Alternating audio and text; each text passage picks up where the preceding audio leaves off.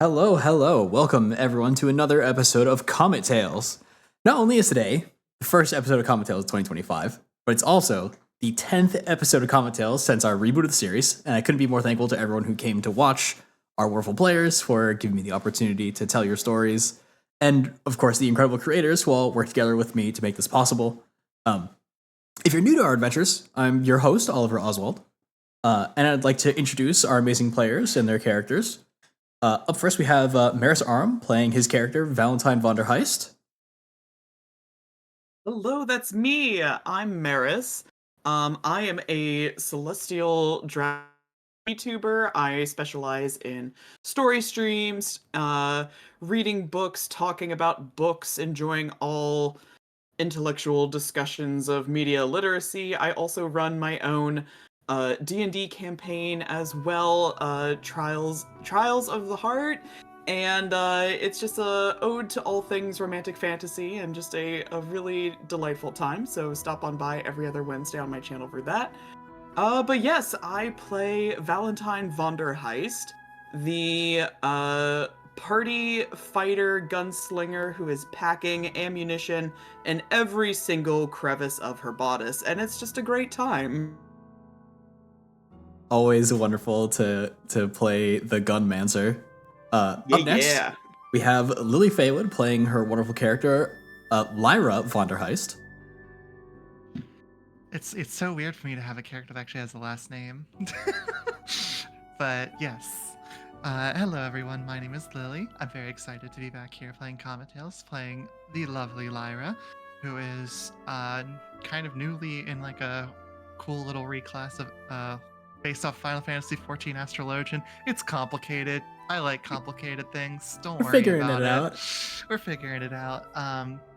But yes, if in regards to myself, I'm trying to make the rounds of announcements of my official restart of Mistwalkers is going to be not on stream, but we'll be posting recordings of it to YouTube very shortly, as our first session is going to be literally a week from today, which is very exciting. I can't believe it's finally happening, but we are finally doing it, and very excited to get back into that world and get those characters back into the swing of things, right into the drama, because that's the way we do it, baby. Yeah. Up next, we have Beatrix Bunny playing her amazing character, Zuza Silvana. Hello. I am Beatrix Funny. I'm the taxidermy jackalope and sometimes middle-aged goblin New Yorker VTuber. Sort of a mouthful. Don't worry about it. Don't think too hard about it. I do variety streams with a focus usually on roleplay games, tabletops, and digital alike, roguelikes, and digital artwork. Right now, we're still actively working on a Wild West horror fantasy game in the Deadlands system, and working on getting Changeling the Lost, which is urban fantasy, psychedelic, surreal horror stuff, getting launched. And yeah, not too much else to report other than, hey, if you're looking for artists to commission, you could do worse than me. You can always reach out Oh, to and the... I'll be playing Zuza Savannah. I'm a tiny little noble lady trying to figure out what's going on in her life. It's that time of growing up where you have a sun-devouring cosmic entity as part of your bloodline. You're very horny and don't know what to do with it. Someone's trying to kill all of your family. It's something every teen goes through. Yeah, every team. The birds, the bees, and the sun-devouring gods. It's a fact of life that is just a thing that we all deal with. Lastly, we would have had our lovely Azura the Azure Dragon introduce herself and her amazing character Ashala, but unfortunately she seems to be having some issues. We don't know where she is, but I'm sure that she's well. Hopefully she's getting some rest in between. I know she had a very, very busy day today. She was working very, very hard. So let's hope that she gets some rest in, and she'll be up and going for the next session. If she's free, she can hop in whenever. If not, totally fine. We'll find a way, as we always do. In addition, very special thank you to Borobound for providing us with the amazing soundtracks we use, Distant Echoes for additional character theme specific soundtracks, Vesper Fortune for lore consulting, and of course, Caitlin Frost, also known as Frog Shop, for all of our character artwork. In our last adventure, the Crystal Dragons prepared for their journey to the Githyanki Rift, encountering an old, unwilling ally, Robert, who has been wronged by them time and time again. Only this time, he finally is on the side that has won against him all along. With a change in winds and fates, the Crystal Dragons set off with a restocked ship and the crew of Chex the Artillerist Kobold, Thoktha the Thrycreen Doctor, Randall the Astrologian, Alexander the newly mediocred, Groba the Unseen, and 3 seemingly secretive passengers.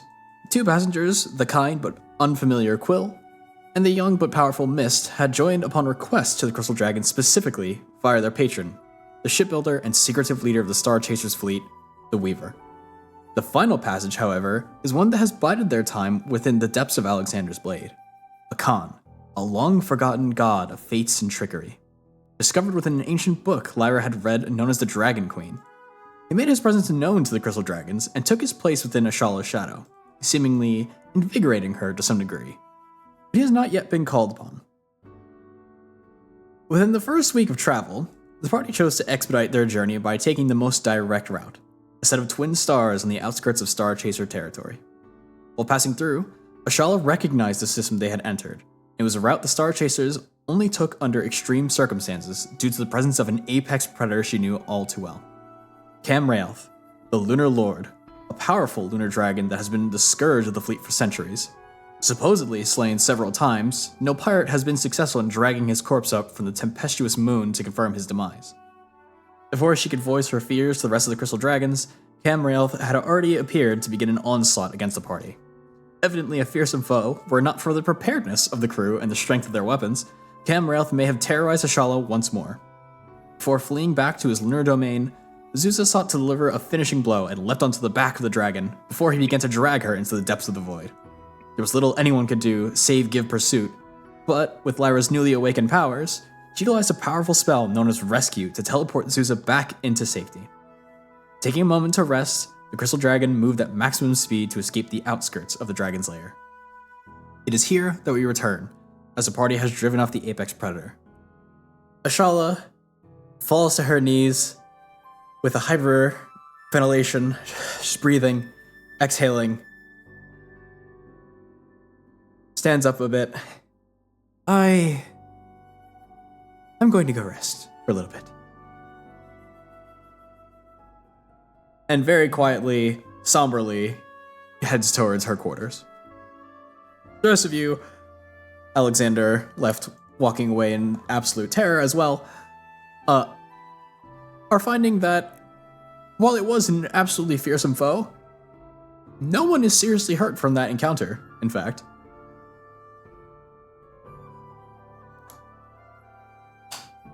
We're just that good.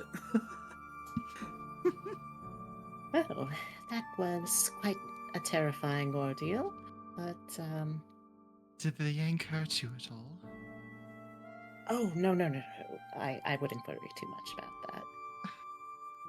You are very small, so I just wanted to make sure. Very much appreciated. I'm not entirely sure what my mind is going to decide to process this as. It's leaning towards traumatic response at the moment, but that I'm afraid my long-lost cousin seems to be rather keen on taking the bulk of that. Had a traumatic last few weeks, I would say. Between that, this, and Yes. oh no. Yes. It has been. But that is for future Zuza to reckon with. Looks back at Valentine. Is laughing the normal response to something traumatic happening? I don't believe it is. Valentine approaches this conversation. She's making the trek down from her sniper's position in the crow's nest, and well, I don't know. I think laughter is a good source of medicine, but I, for one, find this to be quite the auspicious beginning to our journey. I mean, a smattering of danger, excitement. Auspicious is certainly a word one could use to describe this. I don't know if it's the most applicable, but I think she'll also turn to Alexander if he's still around and just go, "How are you doing, Captain Alexander? A little bit of danger, getting things chugging again in the old noodle?" For those who may not have recalled, Alexander recently had a revitalizing experience that completely changed his perspective and seemingly removed a significant portion of his memories, unfortunately, back to his time when he was just the son of a merchant on the Sword Coast. This Alexander has... a choice word. I don't know if I would call it that. This Alexander has not quite known the adventure that his compatriots had known. This Alexander has exclusively gone from port to port, flirted with whatever he deems pleasable at the time, and generally enjoyed his life. To be suddenly whisked away into space with a mix of aliens and all sorts of species he's never quite seen before, he's a bit disturbed. To go on his first mission with the only people he believes that he can trust, our poor, lovely Alexander has unfortunately soiled himself a bit. To see a dragon is a bit frightening, especially on the Sword Coast. To see a dragon fly out from the void, roar into nothingness, and then suddenly tear up half of the ship must be one of the most horrifying experiences a newly spacefaring individual can experience. Valentine, darling. It would seem that my canteen must have been hit by something, and it's just completely just ruined my britches. If you wouldn't mind, I'm going to take some time to myself, if you don't mind. And he sort of does a really awkward waddle. Of course. Do you need a cleansing stone? Oh, Just take out this bowling ball-sized magic rock. Certainly not. No, it's just water after all. I will handle things on my own, and I will. If you could leave that at my door, please, I would appreciate it later. Just for later. I have some other things I need to clean. Please, don't worry about me. I'll be fine. Thank you. And as the door shuts, you hear, okay, all right. I was really hoping a bit of adventure might revitalize him. The only reason we handle these sorts of situations as well as we do is because of the past stories. If our first adventure had a gigantic ancient dragon come by, I imagine we would probably be having a similar experience. No, I definitely taking it a little better. You would take it a little bit better, but that's just who you are. Well, little hair flip. Roba is going to walk up towards the rest of the party and just sort of lay down, looking up at the sails on the top of the deck. Well, it's not particularly what I was planning on doing on our first adventure, but you guys handled it pretty well. I'm not super heartbroken over it. It was pretty scary, but I'm okay. You're okay. That's the best you can ask for. Quite admirably, Mr. Gruber. If you guys don't mind, I'm just gonna nap here. My tummy kind of hurts, actually. No, surely you would want to nap in your own quarters. Oh, I mean, I can sleep anywhere. Well, yes. I can sleep anywhere as well. My tail is awfully comfortable, but... I mean, cozy's cozy. And he just flops onto his back and splays out like a starfish. Incredible. Beginning to realize we have an eccentric crew. Are you just realizing this, dear? Not exactly. It's just... Well... Maybe Among I'm no your- one to talk. Among your less eccentric members, the young Robert is still sitting at his ballista, hand on the trigger, still just eyeing around. He has not moved from his station, because he's not entirely convinced that the fight is over yet. Fair. Robert, dear, the coast is all clear. I didn't see a body, Captain. I'm not super certain about that one. Well, I'm sure just made a tactical retreat, if anything. You may not be used to it, but we did win.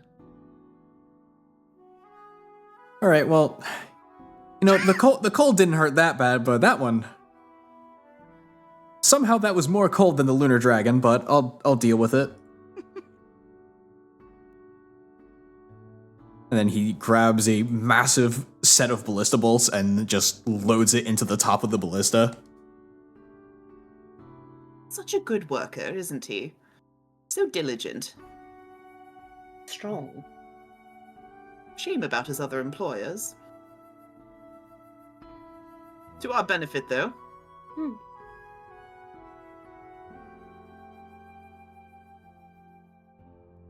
As you all are just relaxing, kind of catching your bearings once more, you hear the across the wood as Chex walks over. Captain's good. Captain's very good. Chex is pleased. I'm Checks. certainly good at checks. Checks good? Checks, you did very well. Checks make You all listened dragon to- go boom. You did. You listened to your Certainly orders did. very, very well. We have bonus for checks? He wiggles his eyebrows as much as a kobold can. I'm not entirely sure I what don't believe- exactly he's asking for. I don't believe bonuses are part of your contract, Mr. Checks, although I'm sure we could come to some sort of agreeable terms. Checks begins to stare off into space, and not the space around you, just the space through you. Oh. Checks have contract? Oh, yes. Did you not sign the contract, Mr. No, Checks? Checks not sign papers. Oh, well, this is awkward. Are we going to be in trouble with the unions? Does the fleet have unions? Checks don't believe in union. Oh, then we're fine. Union begin with you, so it's useless. Checks don't believe that. And then Checks begins to limp away slowly with one of his legs. Oh no, is he okay? Checks, please go see the doctor. Please. Is your leg Checks don't have insurance. None of us have insurance. Go see the doctor. That's why he's here. And Checks goes down into the lower decks. We don't have unions. We don't have health insurance. We don't have dental. We don't even have dental. They don't even have dental. You do have oranges, though. Plenty of oranges. No scurvy here. That's our dental plan.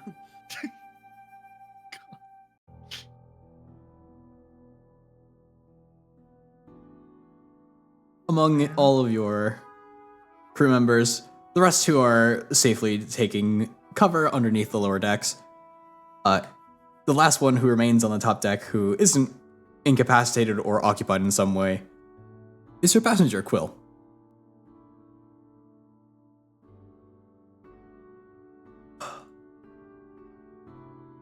Good to be in secure hands once again.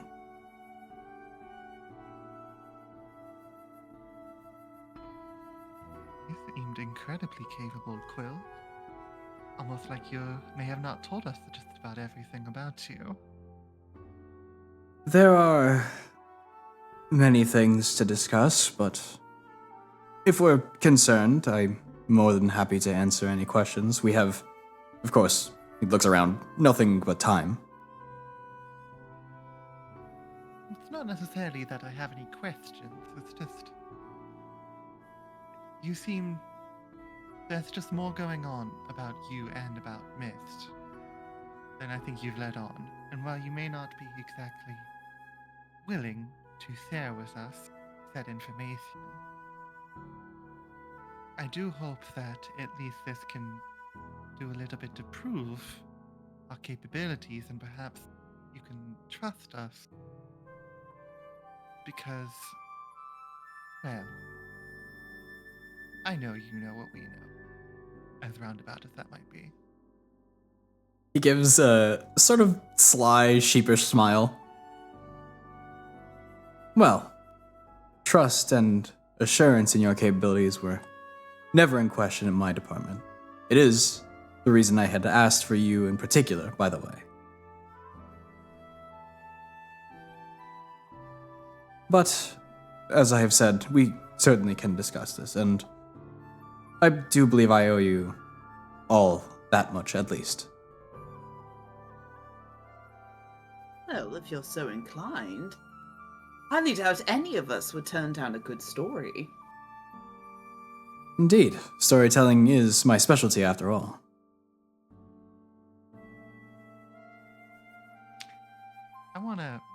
I forget if I've done this before. Obviously, with Mist, I've gotten quite a vibe check on their just general magic capabilities. But Quill particularly was very, much in use of magic during the last combat, more so than I would have expected. Now that Mist is gone, is there more of a strong outline coming from him? Yes, go ahead and roll me an Arcana check. Key?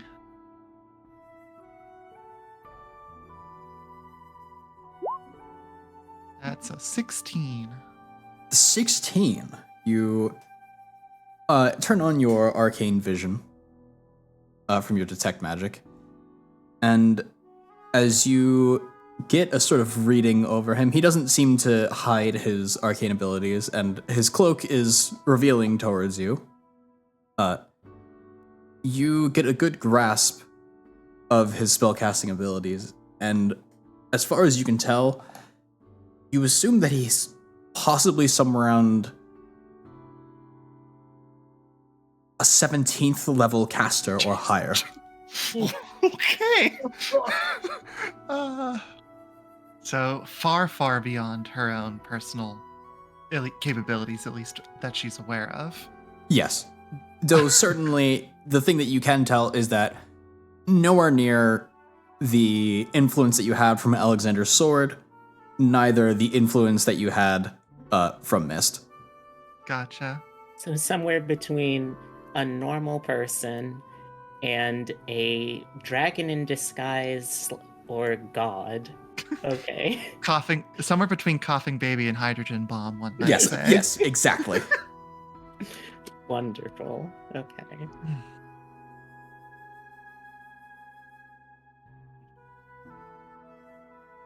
Will just seems to take a moment to get a good look at everyone, looking them all over, almost as if he's just sort of studying details on each of you, just trying to see if he remembers or recognizes things that live up to his own expectations.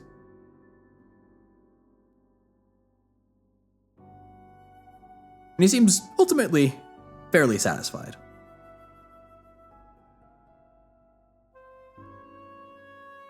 As I've offered before, if you need my assistance in anything in particular, please. I'm here to assist while I'm present, at least.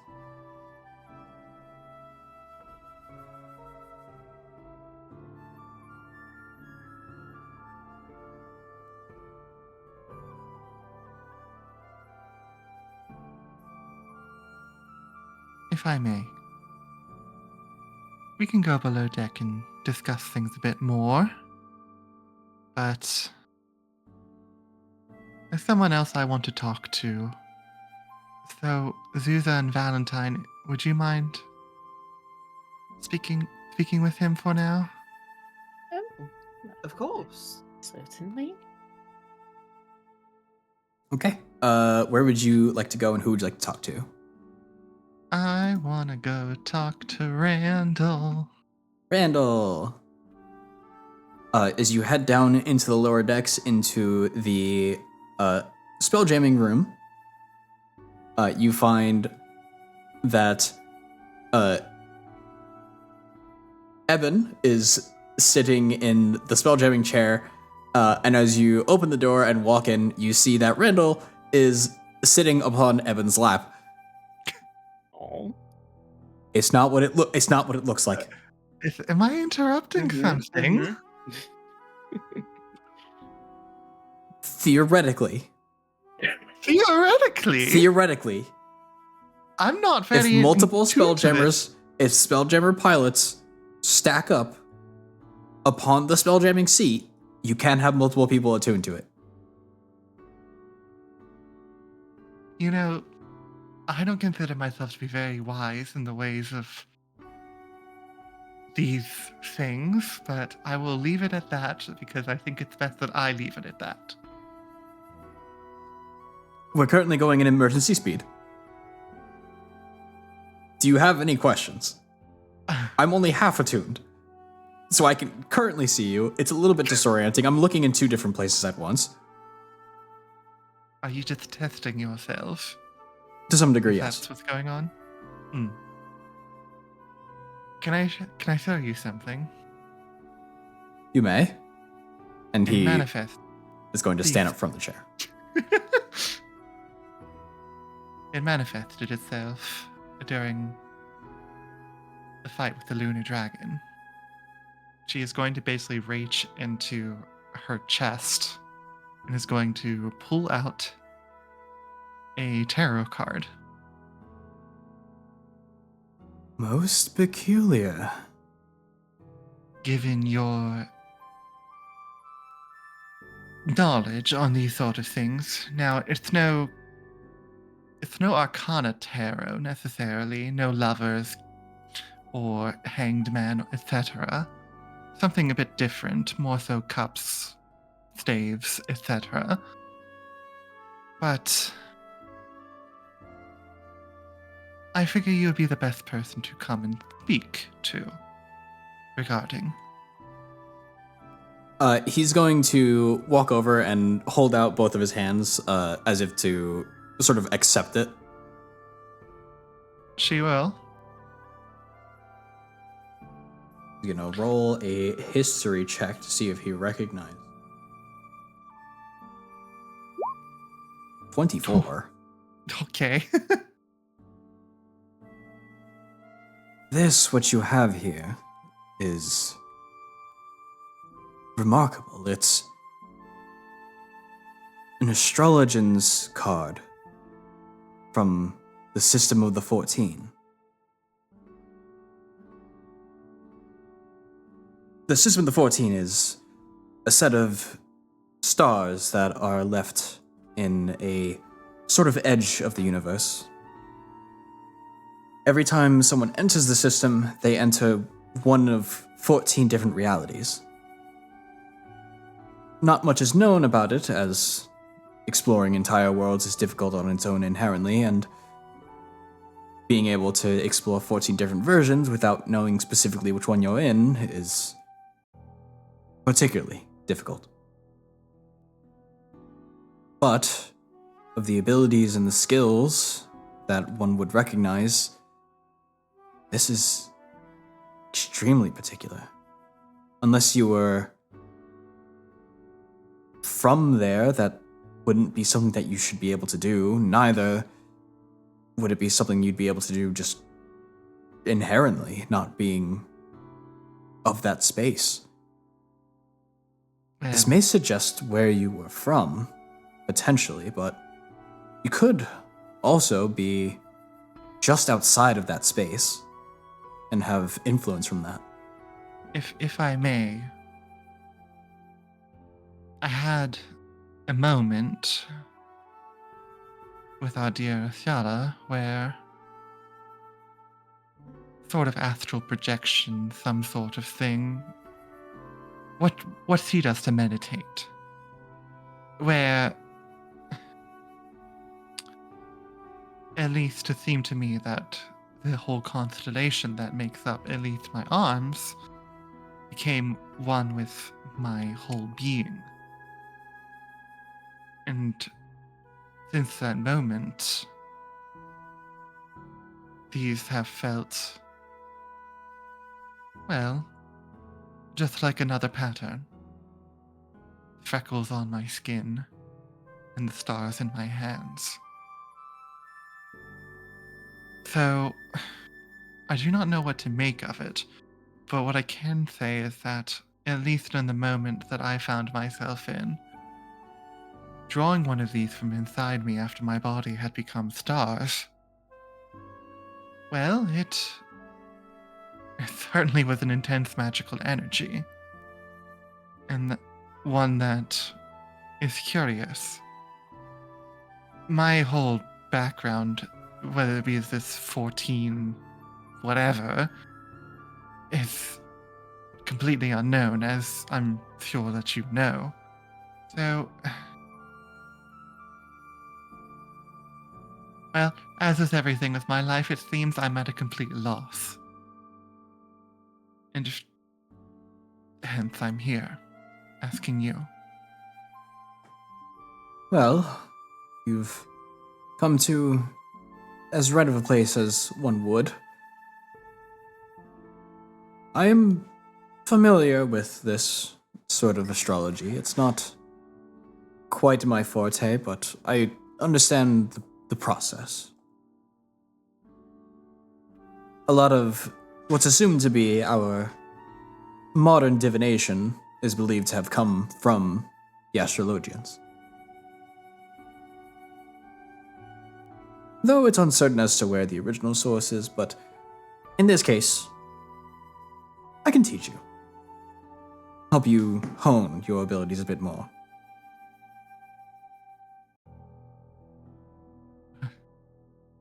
I mean, that would be most appreciated. It's just, All I ask is that you entertain my questions for some time whenever I'm curious about what you may see, how you may feel, the thoughts and emotions that drive forth your actions. Was this an emotional outcome? In a spiritual one in particular? Something of the mind, even?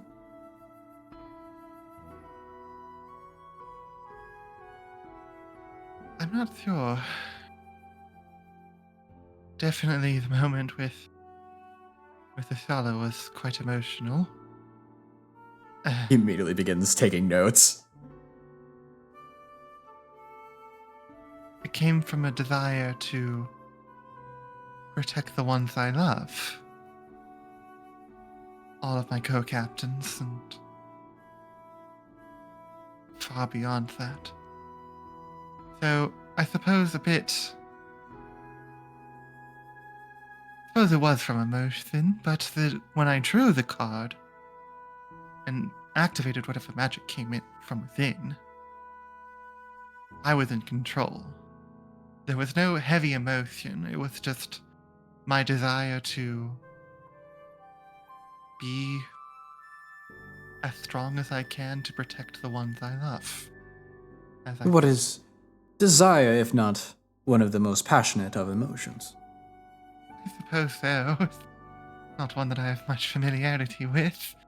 It's just, well, I desire morph. She kind of pauses. I don't even really know, but it's more so just the desire to keep safe. I don't want to lose anyone. Well, That's the from crux of it. what I could see, you did an excellent job in particular, and you ensured the safety of Miss Sylvana. I'm certain that she is incredibly thankful that she is here and not buried in a dragon's lair somewhere. Not exactly a high bar, I would say. I'd be thankful. Well, of course you'd be thankful, but comparatively, my choice of letting Zuza go to be a plaything for a dragon and saving her, well, it's not much of a competition. Impressive still, regardless, and that spell you used is peculiar, almost as if it were an inverted, targetable dimension door that's of interest to me, at the very least. I've never cast it before, if that helps. And it was an inherent, just desire that brought that out. Right. A sort of smile grows across his face, but more one that you might recognize as scientific curiosity. I think it will be an exciting time working with you, Captain.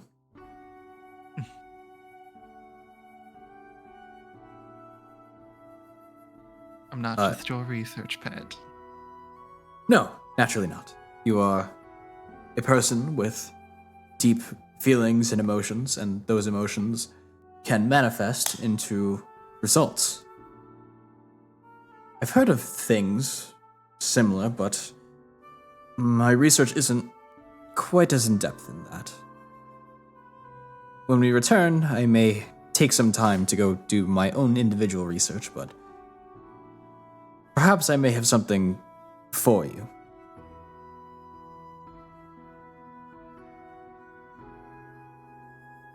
Well, as I feel out whatever it is that this is inside of me, any help and guidance would be most appreciated. And that you will most certainly earn. Cutting over to the other two who are likely with Quill at the moment. Yes, probably finding a. Maybe we can retire to one of the like general areas, like maybe like where people gather to eat, just like somewhere to sit and be comfortable, because I have a feeling this guy is gonna tell us a lot of stuff. Just a inclination. There's going to be a good bit of info. Everyone's likely going to go underneath the bow, likely, in one of the two main rooms, opposite the captain's quarters. We will move everyone there. I do not have control on this screen. There we go. Place down. Oops, wrong one.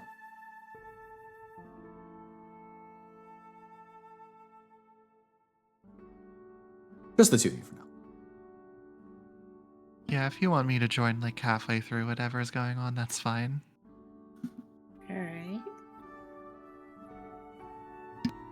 As the two of you are joining Quill in a more secure location, you notice that Mist comes running in, sort of barrels past everyone, and then goes and runs over to Quill and gives him a big, long hug.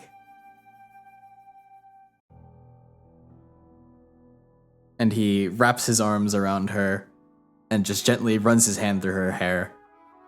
Just kind of lets her settle in a bit before she seems to just very, very quickly doze off. Very relieved, seemingly. Apologies, she gets nervous during adventures. I can certainly imagine why. I mean, while myself and my crew are more than capable of our fair shares of trials and tribulations, someone so young would find it quite frightening, I imagine. Indeed. And I assure you, you may find me a bit odd for having brought such a young girl on an adventure, but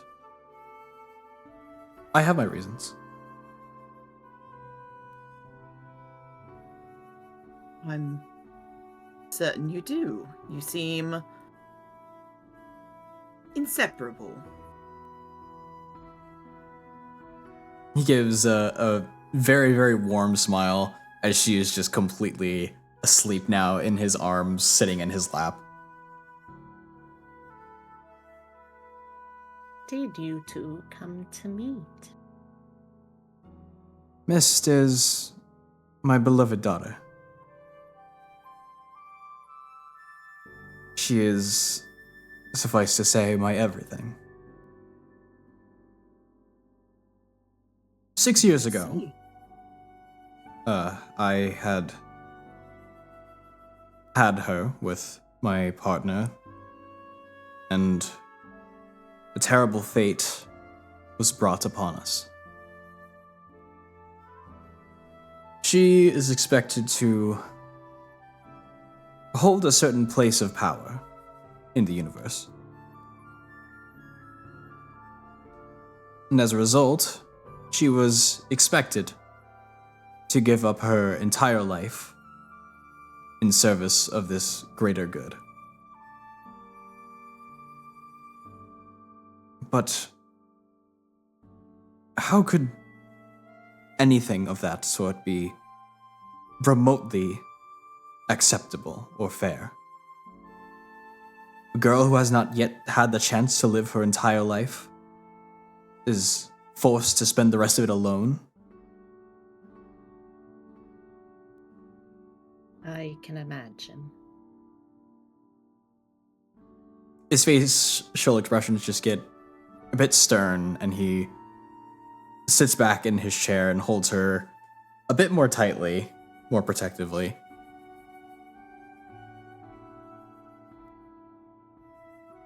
And so, I chose to commit something of a universal crime. I made a paradox. Paradox. Indeed, I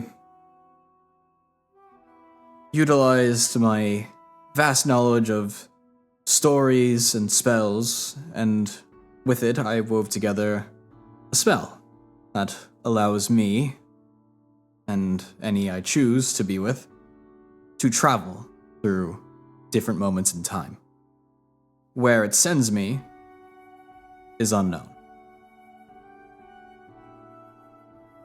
Seems awfully dangerous, don't you think, if you don't know the outcome of your arrival? The only secure thing I know is that it's at least safe wherever it's going to end up for a time. I can't be dropped into lava or in a den of thieves and assassins. I'll end up somewhat far from civilization, but not far enough where I would be left to my own devices for some time.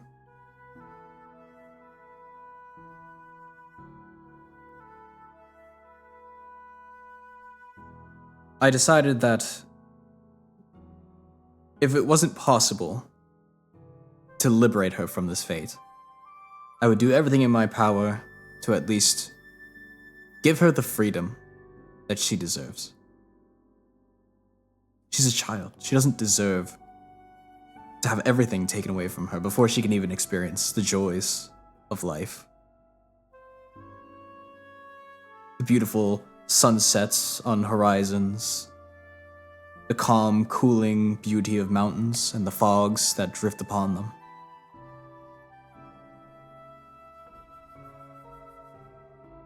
Vast, grassy plains and the wind that dances upon it. To be denied the world, everything. Surely one wouldn't need to traverse the spanses of time to provide such an escape.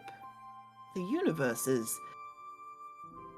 well, an impossibly, unimaginably big space as it is. Would it not be simpler to just flee? And you would be right. The problem is that time and fate are inherently intertwined concepts. They are, and he sort of grimaces a bit as he's about to get into some esoteric topics. They are fourth dimensional layers, if that makes sense.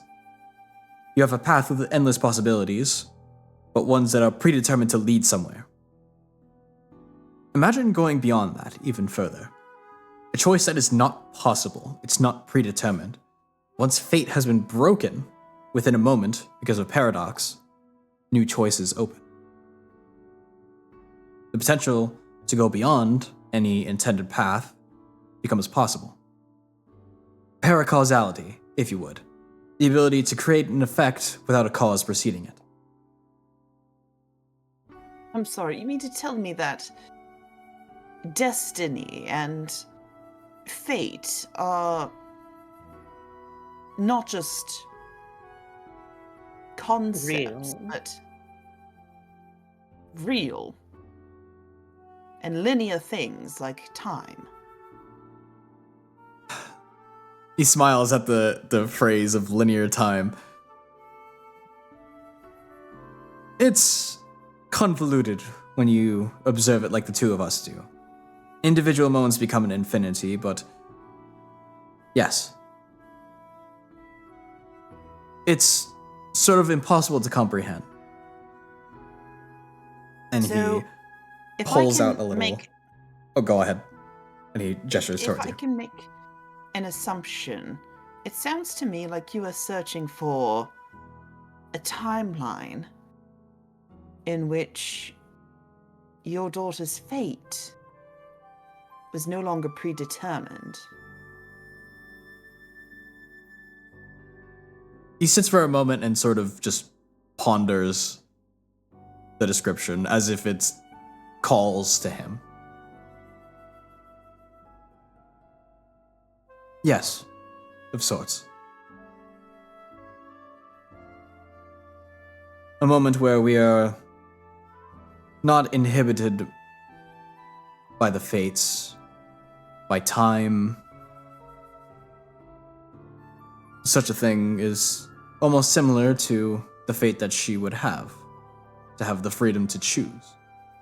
And she would have the freedom to choose. But to my understanding, such a thing is inherent.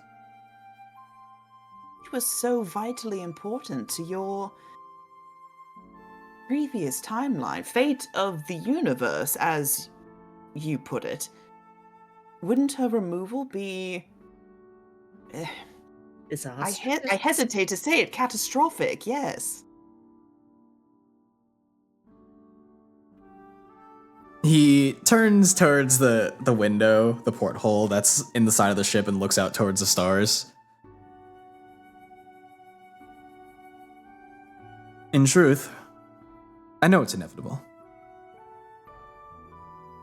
And I understand the consequences of her not taking up her role would be infinitely worse than the suffering she may endure.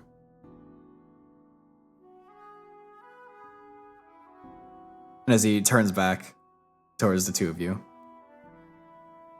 I know that I cannot run forever. You make it sound like something is catching up to you. Indeed. I am being pursued by an order of chronomancers.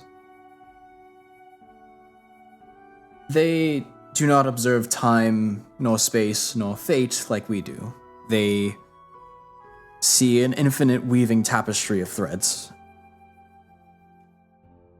And in my case, every time I leave a timeline to another, or perhaps re-enter one, they are aware of my thread entering. Where it goes is something they may not be able to tell. With every paradox, they lose track of me. In fact, currently, and he gestures around himself, we are currently in one. A paradox or a timeline in which they can view you. Paradox. Presently, this is your first time meeting me formally. For Mist and I, we have already met you before. And what happened to ourselves in such a timeline as that? His eyes sort of narrow a bit, not as if he dislikes your question, but almost as if he can't talk about it.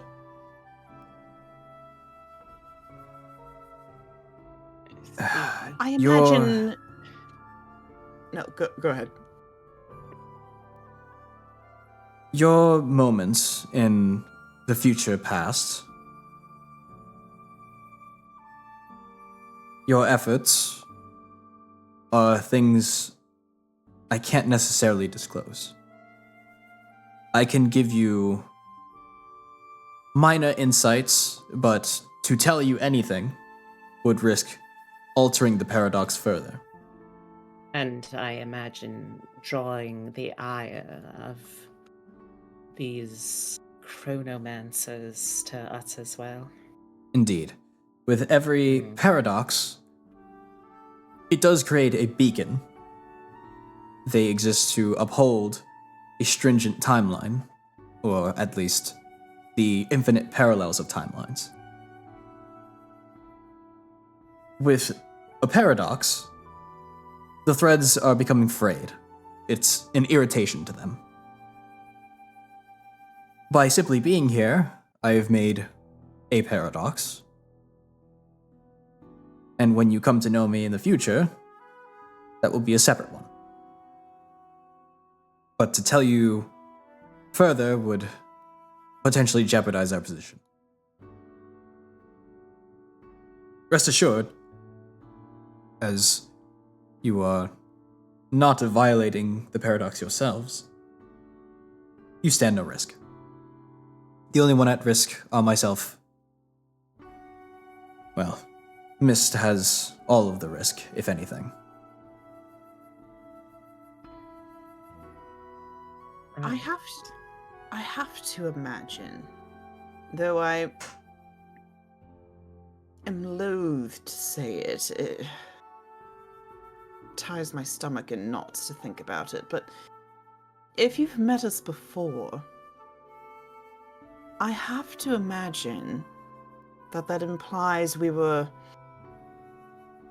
previously unsuccessful in assisting you. No, Are not you at all. certain?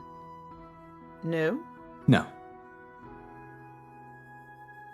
To give you the truth, whenever I suspect that the chronomancers are closing on my position, I will travel through time. I see. So you're a frequent time hopper then. Indeed. In fact, there are likely hundreds of versions of myself currently wandering around the universe at this moment. And you think this is a particularly good idea, do you? If I can allow my daughter to see the universe for what it is, to decide what its value may be, she may come to be favorable upon it. And does she get to decide when you travel? She assists me, actually. Such a spell Doesn't is... exactly answer my question. My apologies. Would you mind rephrasing it for me? It seems like you're doing, even despite your intentions, your good intentions, to give her a choice in life, she seems to be doing very little choosing for herself as you flee the countless timelines of the universe. And you would be correct as time goes on. It was the initial choice.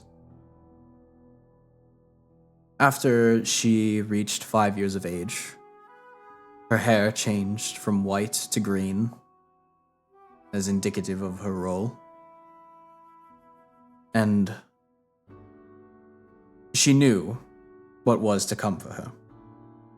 We had done our best to prepare her and explain. And she told me that she wasn't ready. That she did not wish for this. I understood the gravity of the consequences that would happen should she not fulfill that role. But I was determined to do the right thing. But now, I'm uncertain.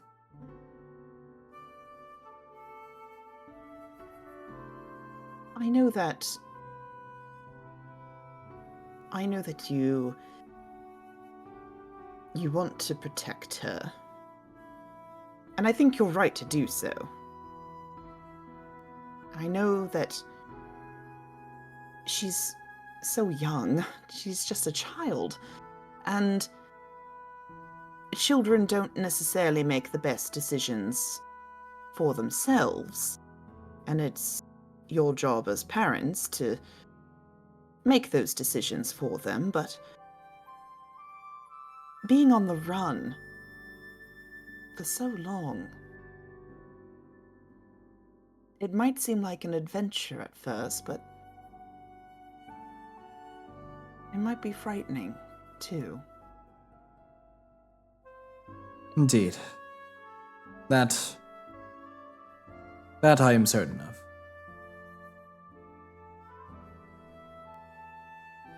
Where is it that you're trying Go to on. get to exactly? Do you have... I know it's not as easy as ship navigation. It's not as though you have a heading, but is there anything we can do to expedite you on your way? He shakes his head with something of a smile. All I ask is that you bring me to your destination. To the Chaos Rift. In fact, I personally don't know the destination myself. But, so long ago, you all had asked me to bring you here. And We had. in the future past, Ah, yes. you had asked me to bring you to this location and to travel at that point, as it would aid you. At the time, as you had so faithfully remembered, you told me you couldn't tell me why. And with that, I knew, I was certain, that you were friends of mine.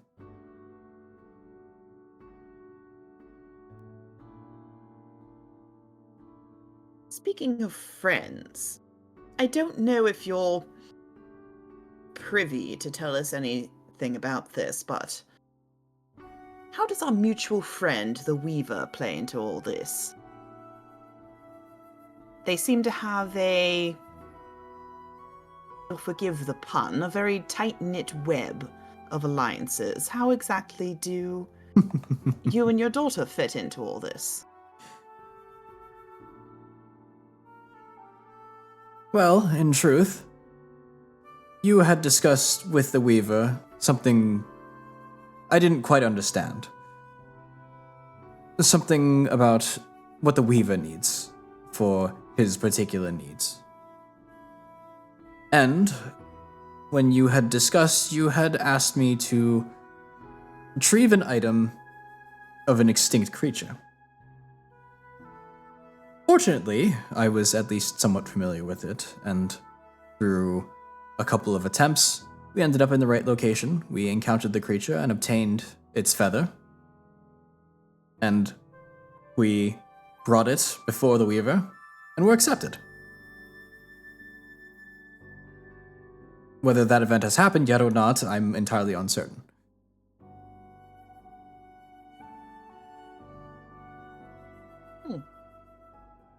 All right. It But does through that, make a I had certain earned a amount favor. of sense, though. I do apologize. It does make a certain amount of sense if there's anything the Weaver seems particularly invested in. It's in something rather paradoxical, if not even a wish can grant it. Indeed. The feather of a phoenix was particularly something that's difficult to obtain, but with enough patience, one will end up in the right place, right time for one.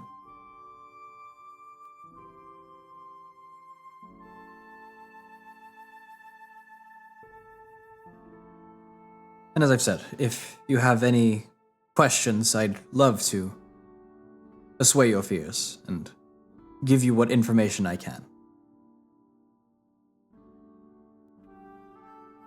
Let's plan, if we may, for a moment, a worst case scenario. Just so we know what we're up against. Tell us about the chronomancers. Chronomancers. What can we expect from them? Should they catch up to us? Should they catch up to you,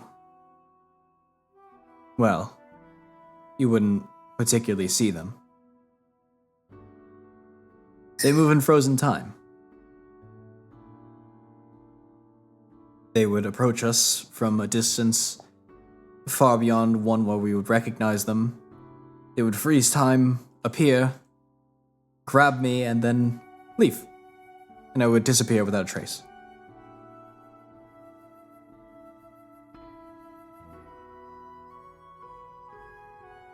You would just disappear? Yes, The both of you? likely. As would, I assume, it being a paradox, our memories of you. That would be difficult to do, but I am certain that at least aspects of things will remain. From my understanding, in the one other time I've met you, you had met me, meaning that this was meant to happen. A paradox that becomes canonized, if that makes sense. I'm led to believe that there is some safety in my current actions. So there's nothing that can be done then? I'm doubtful, unfortunately.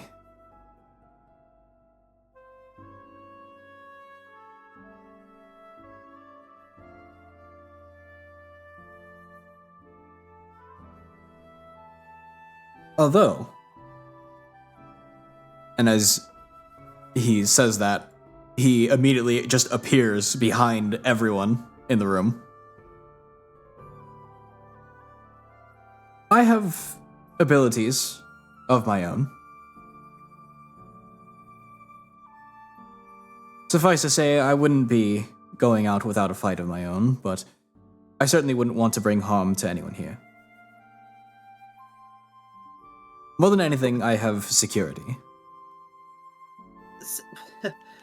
Certainly,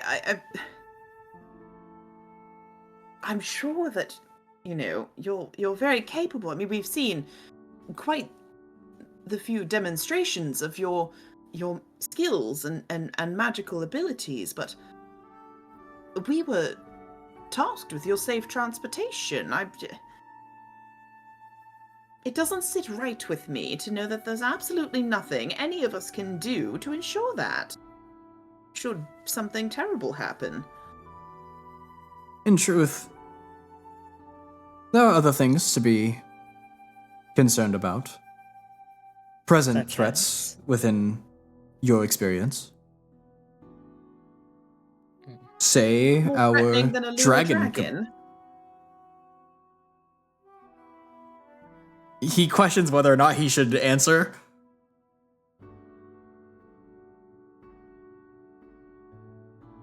I'd argue it's not quite so threatening. Camarelth is certainly a force to be reckoned with, but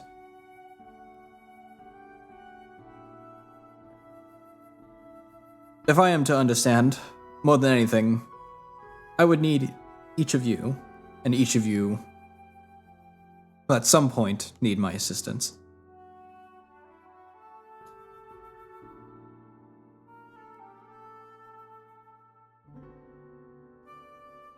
To describe it further would unfortunately create another paradox, and I wouldn't want to risk anyone here.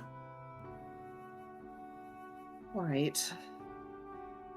See, Valentine's just like stricken expression. Like she's trying so hard to keep up with this conversation. It's a tough Yeah. conversation. That's why Lyra's Mist is the so smart tired. one.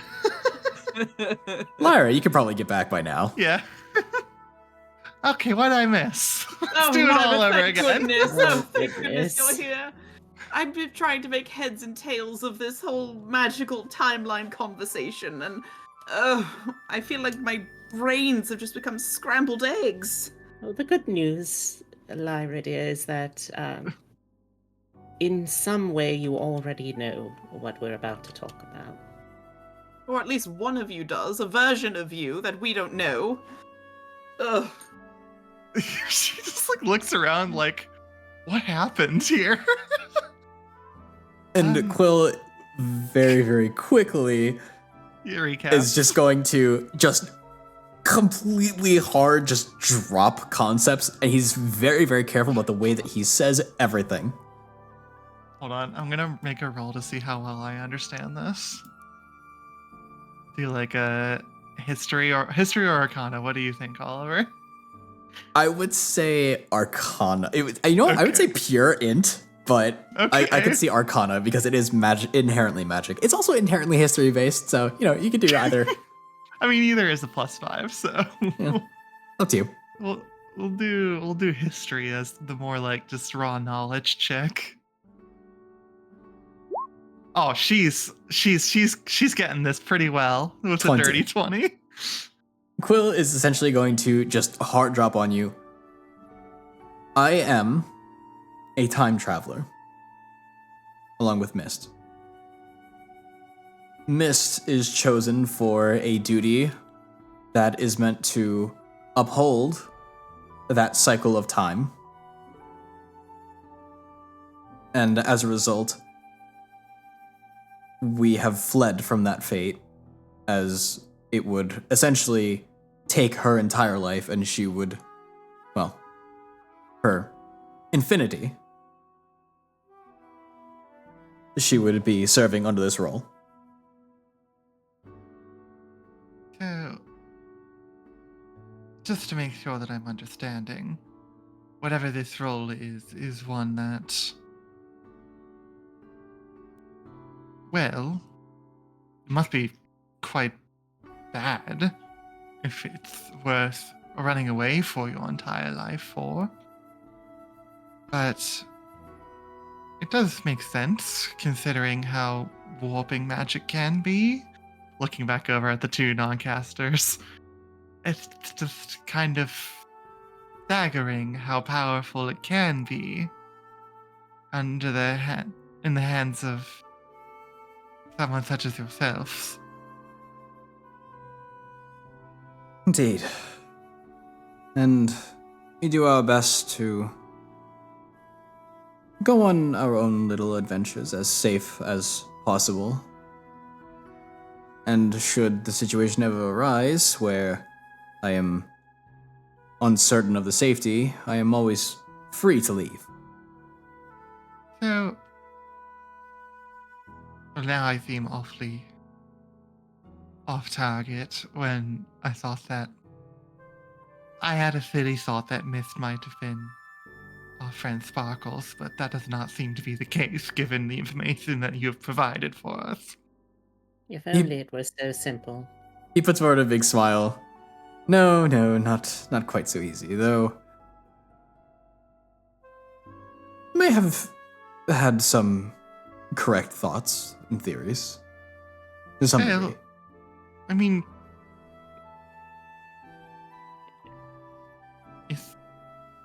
I'll ask the question then. Is Mr. Dragon?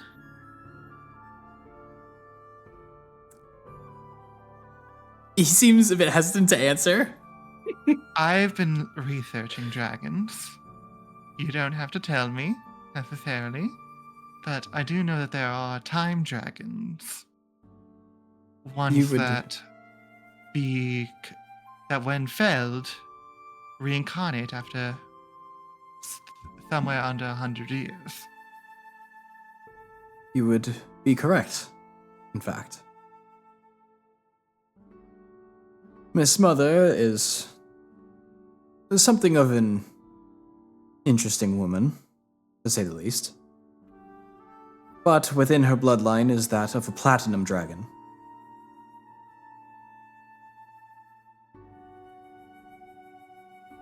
Seems rather important.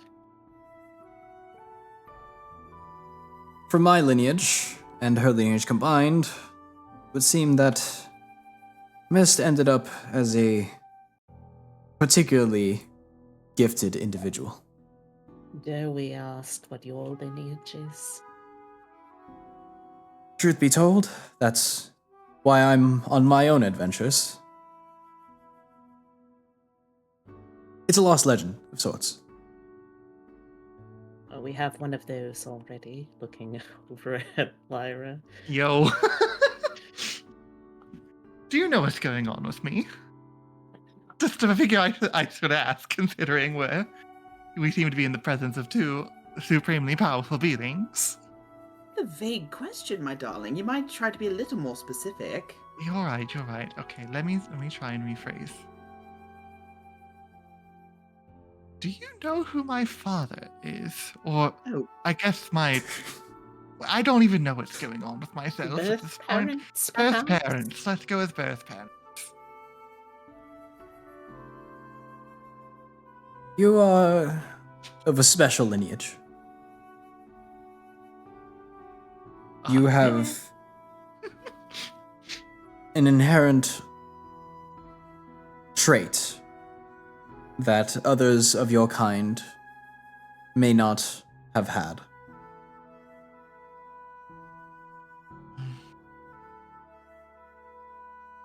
A blessing of the gods, influence of a more developed life form. Hard to say, but it wasn't information that you made me privy to when we had met previously, in the future past. Fair enough.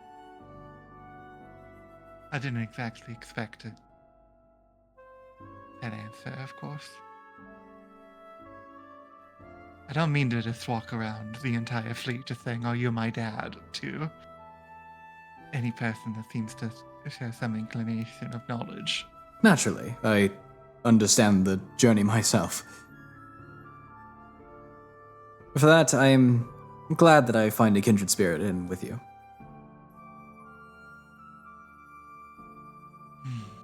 Well, looks over to Valentine and Zuza. I suppose we just keep on doing our jobs. Like we did just learn about the existence of multiple timelines. There's one more thing, and one of you may wish to write this down. I remember previously you had struggled with remembering the exact phrasing, but when we first met, you had spoken a phrase that's dear to my heart. When you see me in the future, at least after I have left you in this present state,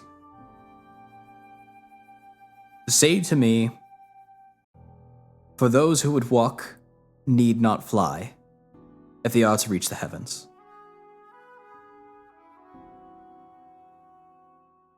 Out of character, DM. Could we I will write that down, yes. Thank you. Don't worry. For those who would walk need not fly if they are to reach the heavens. Correct. Your girl wrote it down. Let's fucking go. Look at you, miss 60 words per minute. I am very fast.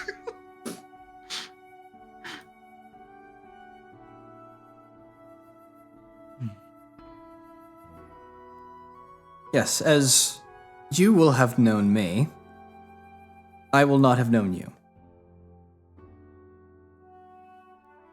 As I come to understand it, if I'm unfamiliar with a situation that already knows me, I tend to be a bit cagey, if that makes sense. Considering your desire to even hide your appearance and to anyone other than those within very short distances of you checks out. I'd also like to apologize in advance. For You'll what? understand. Oh. Sure, I like that. It's a Bill. loop. It's a loop. I'm so sorry. That just dawned on me. It's a loop. Okay. Correct. Yes, actually. Huh? If I am to meet you in the future, which is my past, and I did not know you, but you knew me, and at some point, I travel back to what is considered the past, meeting you in the present, that would cause a loop of sorts. Where I go from here, I'm uncertain. I haven't met you further than that, and you haven't met me further than that. At least, as far as I'm aware. Right. Goodness. I'm just beginning to learn astrology, and yet this seems completely beyond me. Valentine gets You're up and learning goes to the ship's bar. astrology. I assure When you, did it's that not happen? as easy as I've seemingly made it to be. It took me It's some time to harder understand than it as well. this. Oh goodness. Well, we appreciate your guidance in learning about chronomancy, my dear. He smiles. Just should you ever happen to learn any time spells, just be wary of their use. There's certain things as hastening and slowing are arguable, but they don't necessarily blame the caster for that. Spells such as Time Stop or Time Warp. Such things do tend to stand out. And I can only scarce hope to imagine how much trouble we would be in if we were to cast the time loop again after that. Imagine it's compounding sentences. I It's- think Difficult to describe. I think we could all use with a little bit of a breather. Indeed. Please get your rest. I think we shall plan to as well. Aquila is going to pick up Miss into his arms and start carrying her off, and just going to very politely just kind of nod to everyone goodnight and head off towards his quarters. Valentino, you all right? Valentine's in the process of pouring a very stiff drink right now. Do you Just- suppose we will have had made a good first impression? I do. But this hope isn't so. our first impression, is it? It's our fifth or sixth or goodness knows what. But oh my goodness. Certainly, though, I can sympathize with him as trying to wrestle with an unenviable fate. I Do you mi- understand, but he wants to do its best, but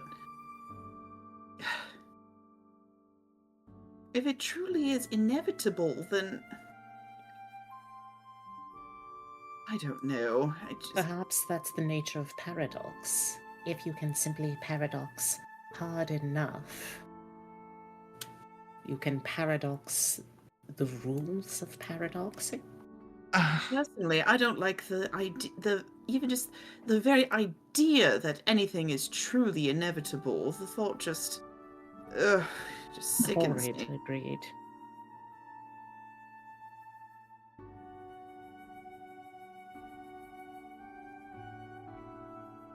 Do you mind pouring me a drink as well, Valentine? I think we could all use a little bit of a Susan? nightcap. Oh, I suppose so. I haven't a clue how it will interact with my medication now, but What? I Oh, wasn't told not to. medication and alcohol generally doesn't mix very well. But so much of medication is alcohol. You're not wrong. Well, I- if anything, it might give you another excuse to visit the good doctor. Bottoms up. Just knocking it back. She has like no sense of. You know what? I'm gonna roll a con save. I want to see how well she handles this. Audience, don't do this. Don't mix your Yeah, meds don't and do alcohol. it. Please. Oh, I got a nat 20. Fuck yeah. She's good. She's good. So good. You are so fine. In fact, you go for more, and you're unfazed. It is very fortunate that Evan's stocked up. Thank you, Evan. Thank you, Eben. Iris just like basically sipping it. It's stronger than what I usually drink. This You drink this may every day? This may or may not be a bottle that I smuggled from home. It's the pass bottle. It is. That's I was saving it for And so you learning chose that time is but a concept is a worthy occasion. Fair enough. I mean, I just realized I was a lesbian, but you know, we all are figuring things out about ourselves. Oh. Well. Oh yes. Yeah.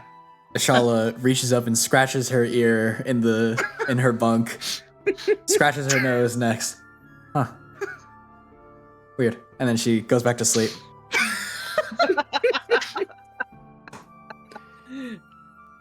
So Well, who's here's the to lucky that. lady?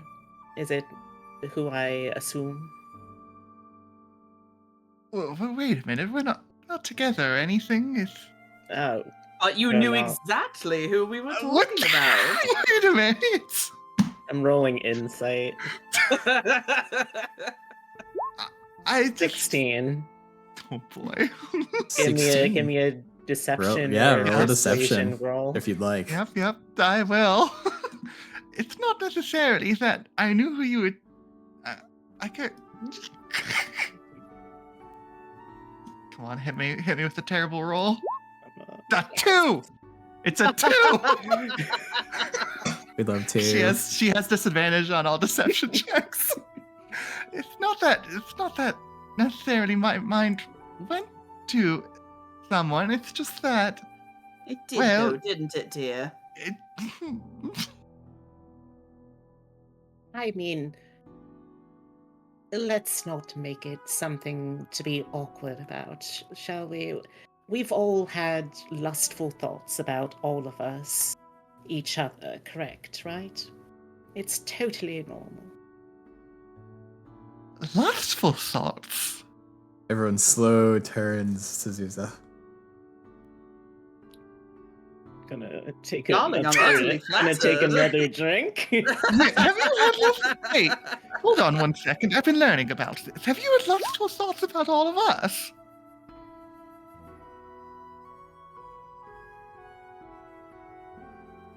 Look, I've been told many times when trying to broach the subject with my parents that I'm simply at that age where it is completely normal to occasionally be overwhelmed with feelings of very improprietous natures.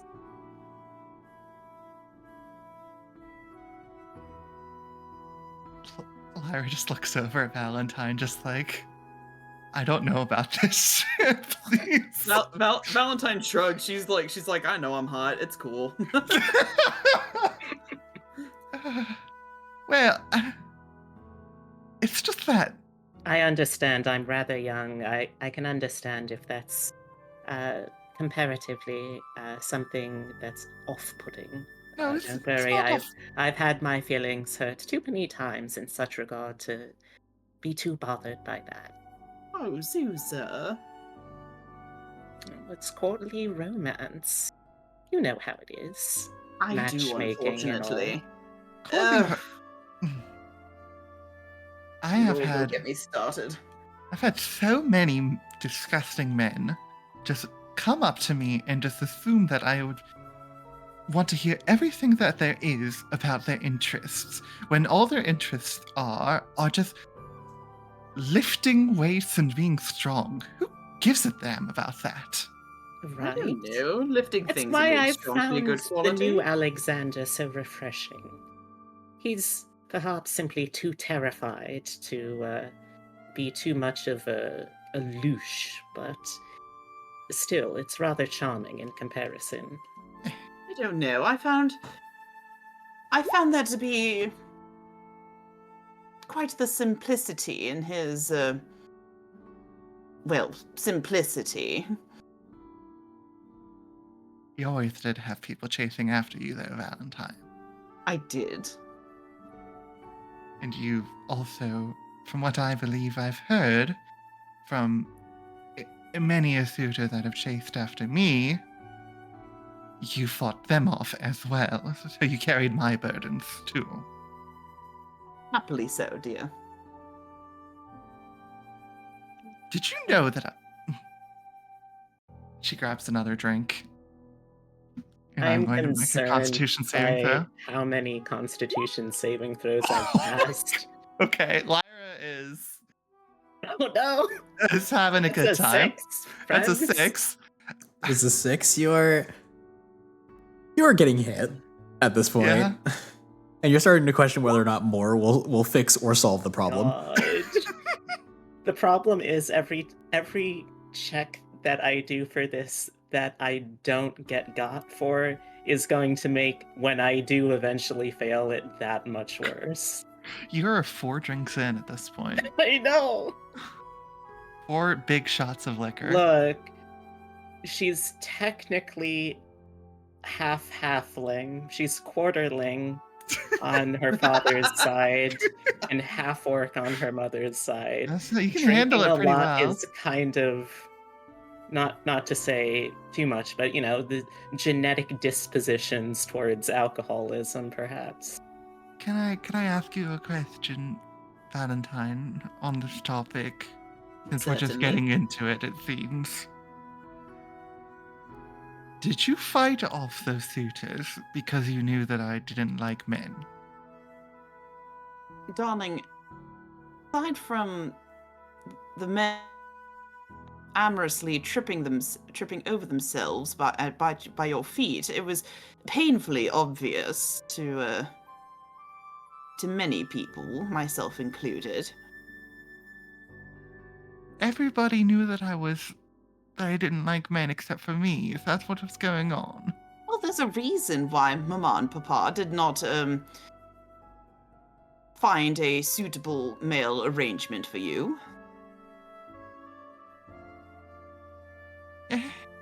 I suppose. We had our inclinations, Damn it. our suspicions, but you never said anything, so we never asked. You never really knew anything.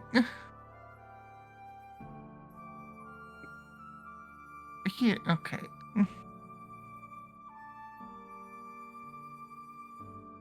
Fine. Fine. Yes. It's a Shala. I'll say it. Congratulations. I'm so glad you told us, dear. Yes.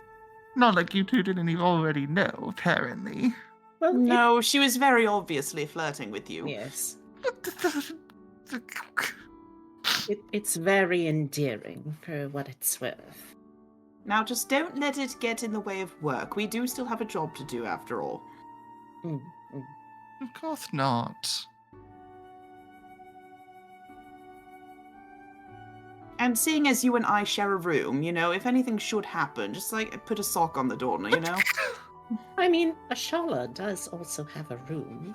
Minor update, the map doesn't necessarily represent it, but the captain's quarters did get updated to have rooms and sort of a hallway now that leads to 4 separate rooms. You could probably still hear through walls, but All right. probably not very On well. The ship can cast silence. This ship can have Oh, there we go. Perfect. better There you walls. go. Perfect. That's an upgrade for later. Shala has a room. You have silence. What? In space, no. Should I? Should I? We know where that was going. We're good. Okay, I'll stop there. Take an inspiration. Thank you. Oh my god. Well, I'm not going to jump to that or anything. Not like we've even just know? kissed. No, it's not like we've even kissed. You call me love. That's what this is about, isn't it? But you do want to kiss her, though. Yes, is there something you would like to do? It's best to be upfront with these. Immediately flushes really hard. They're just, you want to kiss her, don't you? Can I have another beverage? Yes, you may. Okay, thank you. Okay. Another 6. But this is your last one, dear. Alright, I finally got an 8. So I think this is where Zeus starts slowing down. Okay, I'm just going to talk, so please don't yell at me. Chex opens the door and walks in. Oh, not gunpowder room. Sorry. Chex leave now. Why are Thank you you, looking for the Jax. powder room checks?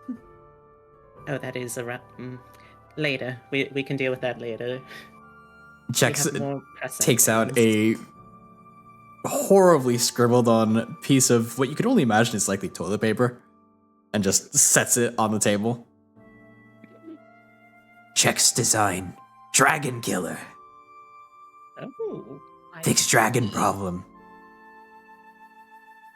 Now, you do remember our agreement, yes? Chex asked for approval first. Mm-hmm. Chex And asked you for are approval not- now. I do not give my approval right now, seeing as 3 of our 4 captains are currently incapacitated at the moment. So Chex I understand would- consent, and he takes his toilet paper and walks out. I'm glad our ship is so woke.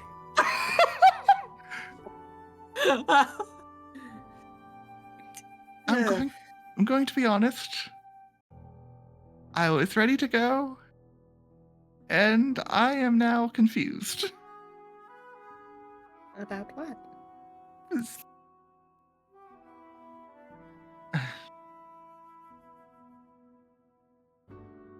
I don't even know what's going on at this point, but yeah, what am I supposed to do in this situation? It's just Well, you could start by asking how she feels and have her be rather upfront with it. well, just when I was in her room meditating.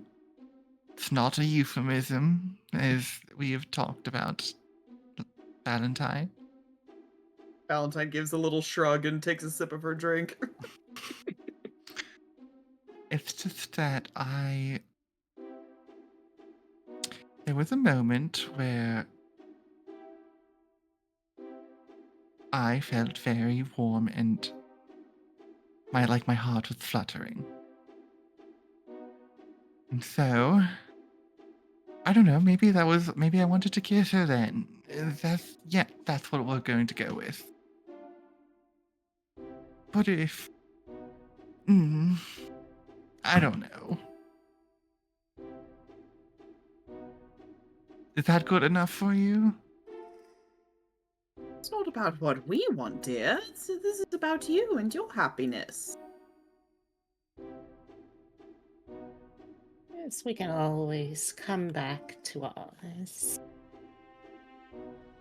Not very good at fighting for myself. What I want. I'm not very good at fighting either.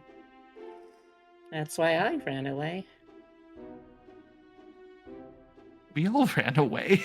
Yes, I just figured we were in the business of sharing that sort of detail. I apologize. I'm a bit of a mess right now.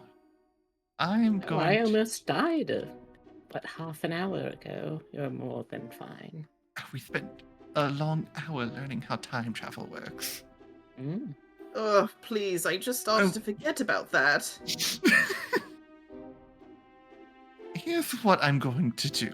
And she'll just kind of straighten herself out. Kind of go over to into a corner and just flop her head onto her side and just start to fall asleep. Oh dear, once she's asleep, it'll be impossible to move her. Mm.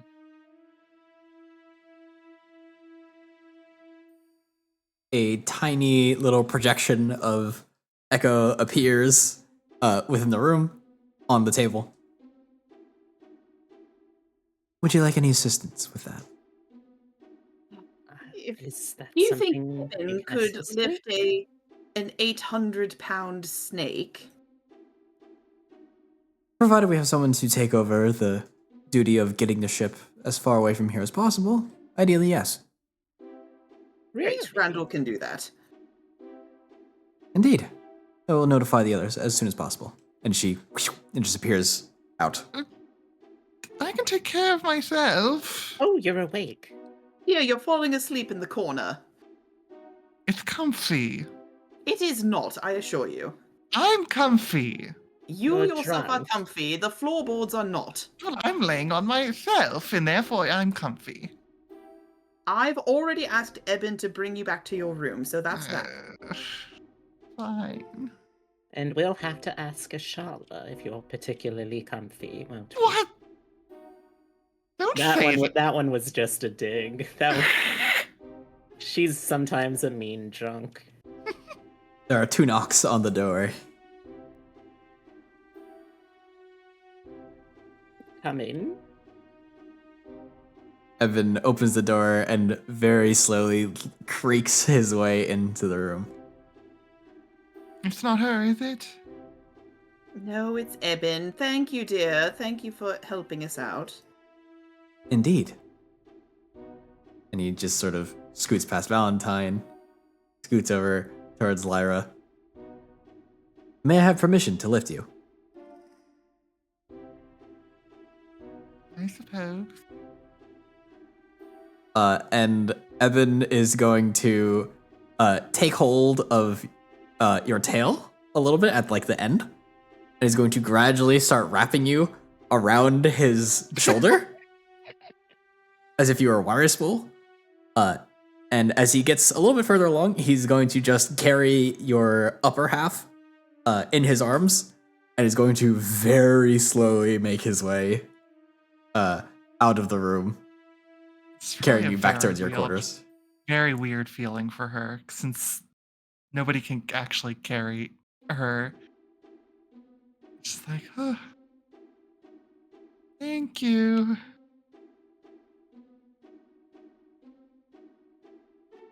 As you arrive into the room, Evan just sort of looks at the bed, looks towards you, looks towards back to the bed. Request acknowledged. Upgrading bed size Priority number 5. And then just slowly begins to sort of coil you in sort of like a snake the game pattern along the bed to ensure that you fit on the bed somehow. Oh. At this point, Lyra's probably just asleep, so. Request successful. Proceeding to next task. And he creaks his way out of the room.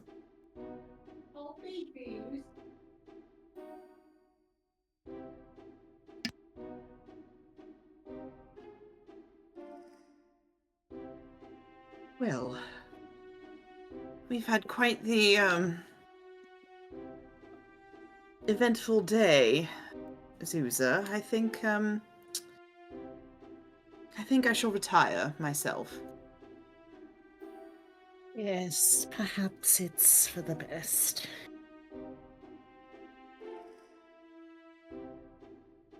And with that, the day comes to a close.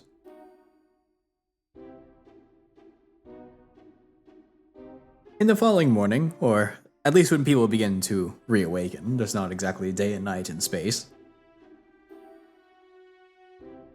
everyone finds that things seem to be much more peaceful. Everyone seems to have sort of settled into their roles. Alexander has taken his place in the crow's nest. Robert has taken his role of patrolling, taking inventory, and occasionally manning the ballista and just aiming around for a bit, ensuring that everything is working. Robot, on the other hand, seems particularly bored, and seems to just be patrolling the main deck. Randall occasionally will go in and discuss concepts with Eben. Occasionally may go and seek out Lyra to have some discussions. Quill and Mist tend to go around in different parts of the deck. Either he is teaching her different things in their quarters, or he is taking her to just speak with the different crew members while they're not particularly busy. Chex spends his time in the map room, scribbling on whatever pieces of paper he can possibly find. And Ashala seems a bit discontent to be speaking with anyone currently, secluding herself within her own room.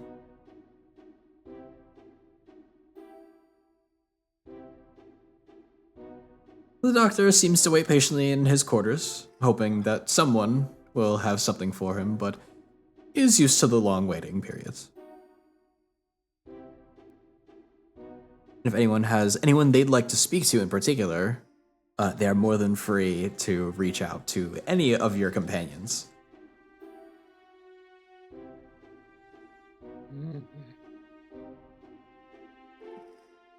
Good doctor's waiting, Zuza. Oh gosh. You know, let me ask DM, how bad is the hangover? For you, Yeah. roll me 2 Constitution saves at disadvantage. Okay. Oof. Oh no! Alright, so let's see. I'm gonna do that. Yeah, there we go.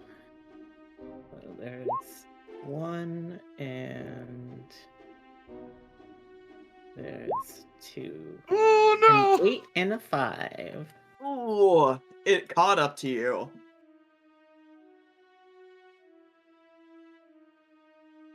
As you awaken, you are unfamiliar with the sensation of a fully beating heart and a pulsating blood vessels and whatnot. But in particular, the sensation of a splitting headache is a concept that you've felt a few times before. This time in particular, you are wondering if your brain has been removed.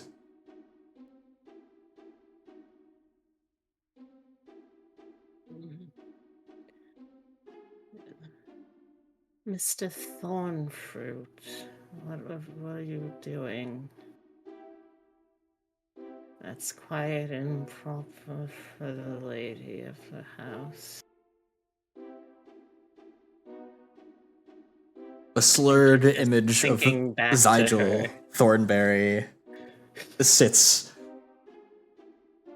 in For front those of of you you. playing at home who might not remember, that was her gnomish mind flayer butler back home. My lady, you consumed 4 times the amount that I would recommend for you. Suffice to say, the fact that you are in present within this dimension is astounding to me, my lady. Have I learned to astral project? No, my lady, I am a figment of your imagination. Ah, more's a pity. Send my dear parents my best. Indeed, my lady. And he gives a very long bow, and he faces right through the door.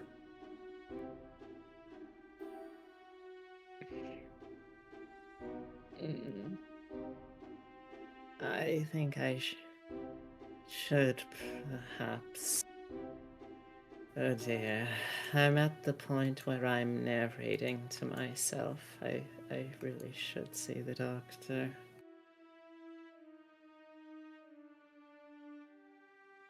Echo projects herself down from the ceiling. If you'd like, I may reach the doctor for you. Yes, thank you, Echo. That's quite kind of you. As you're taking a look at Echo, she seems oddly Zygel Thornberry shaped. Have you always been a mind flayer? She seems to tilt her head. No, Captain. Though, I imagine we should see the doctor immediately. And she seems to just sit patiently, just, her hands crossed in front of her, just sort of just like looking you over. And before long, the doctor appears. With 2 knocks at your door. Yes, do come in. Come in. And the door very gently opens, and he sort of just like gently steps forward and being as careful as he can with his unique feet. You feel a voice in your head, and it hurts to hear his voice in your head. It is one of the worst pains imaginable. Yes, Zusa, you needed my assistance. Oh, yes, I fear I may have overindulged a touch. Do we have anything for that? He immediately realizes his mistake that he just made. And he holds up his kite in his hands towards you, and holds up a single chitinous claw, almost asking you if you can count.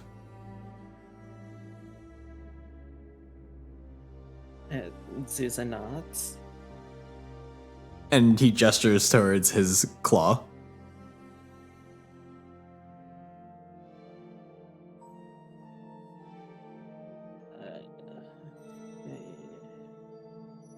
Oh gosh.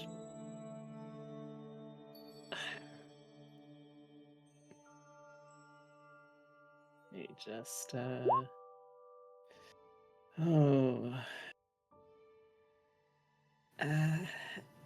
at least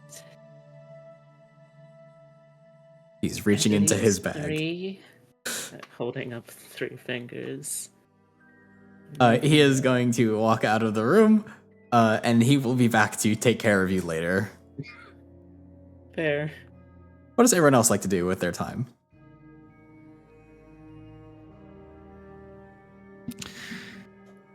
I don't know how much better Lyra's doing, but she only had 3 drinks, so it's probably not that bad compared to the 5. Let's see. You had I had 3 and rolled poorly for both checks, so you know. yes, 2 6s. Go ahead and roll me a Constitution save with disadvantage. Okay. That's a 10. You're fine. Definitely better. Okay. You have you just had a very silly morning, and maybe you just feel a bit sluggish, but you Yeah, how do you- definitely don't have a. How do you move drunkenly as a snake? You slither Lot of more towards one tilting. side. Yeah, Maybe you it's tilt. like- You'll tilt towards sides. Yeah. Maybe it's like those snakes on hardwood. They can't get any traction, so they just kind of stay in one place. She's just moving very, very slow.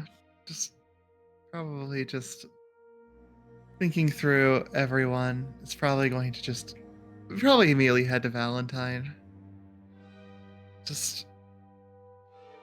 I think I drank too much last night. Valentine, who has no issues whatsoever. Nope. Valentine will just have like a bemused expression. She's having tea in her own room. I believe so, but quite frankly, it was nice to see you cut loose a little bit.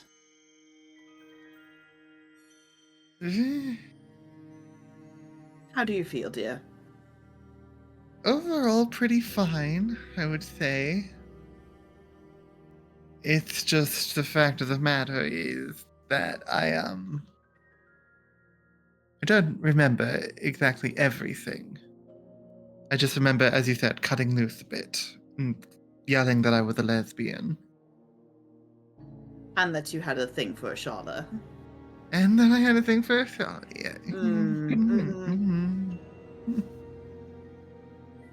Strangely, Lyra begins to slowly shrink down in size, curling inwards towards herself.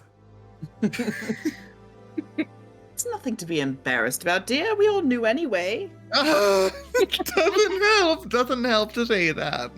Lyra becomes smaller. No.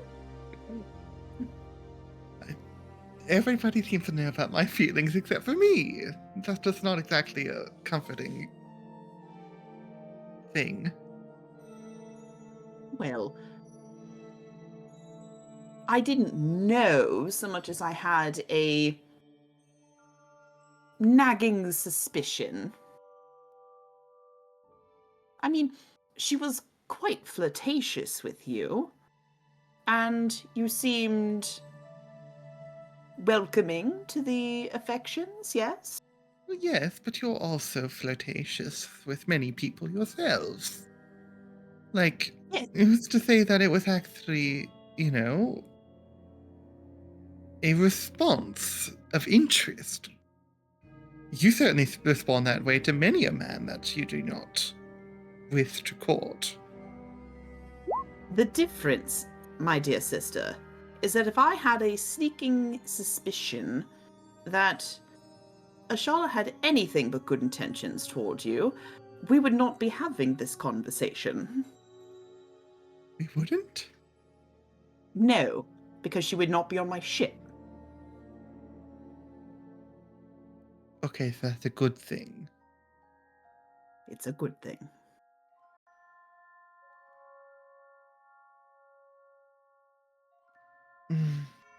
Fair enough.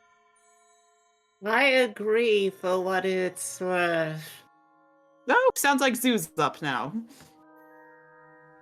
I did Yes. see the doctor heading towards her chambers. I didn't think it prudent to interrupt.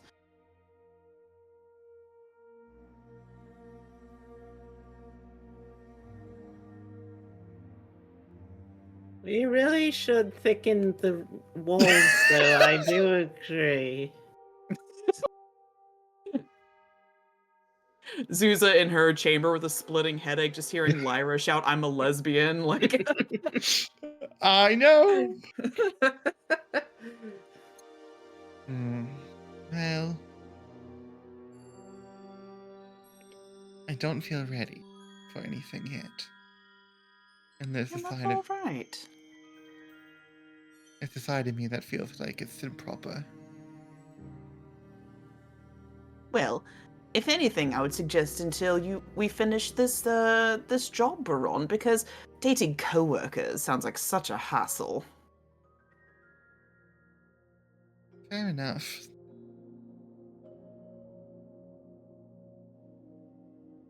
I think I'm going to go study for a bit in the library.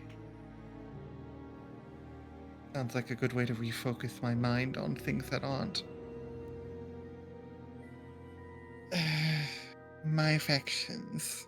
Well, you could certainly talk to Mr. Quill. He'll yap your ear off about this, that, and the other. Oh, I know. I just a nice quiet time with a book. You know how it goes. Of course.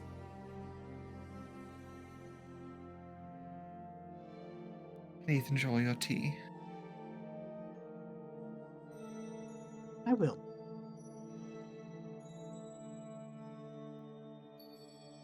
Lara, as you head out, almost as if Valentine spoke him into existence, you notice that Quill is standing near the side of the ship, just sort of pointing out different stars to Mist, who is seemingly very eager to learn all about the different stars.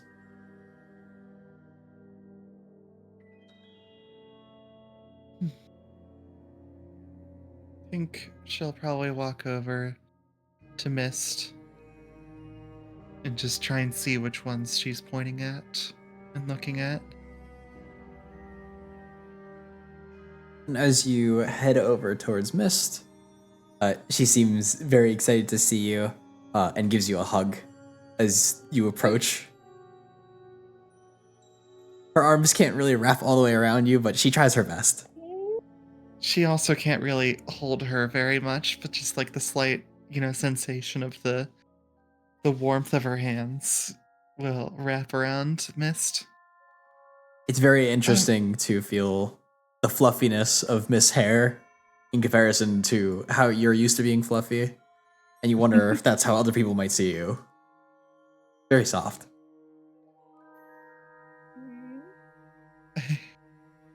Mist, darling, I just simply wanted to see what you were looking at. After all, stars and me are kind of connected in a way. I'm trying to learn a bit. Papa was telling me about different stars, and well, I wanted to see if I could help find out where you were from. You were? Yes. And she points very, very far into the distance to a very, very bright star. I don't think it's that one. And she points to another. I don't think it's that one either. There's quite a lot for them not to be, if I'm being honest. And she sits concentrating very hard, using all of her brain power to see if she can try and figure out which one it is. Quill just rests a hand on her shoulder. You don't have to figure it out. I'm sure that we'll figure it out at some point. Maybe the key is hidden somewhere inside my many constellations myself, or in the freckles. Seem to also make them.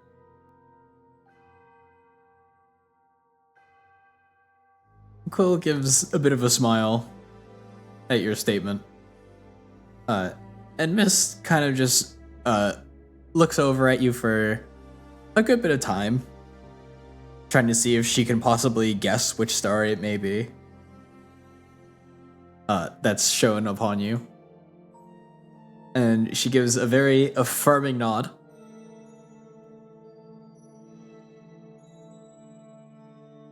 Miss Lyra, Mm, yes, would Miss Mist be proper?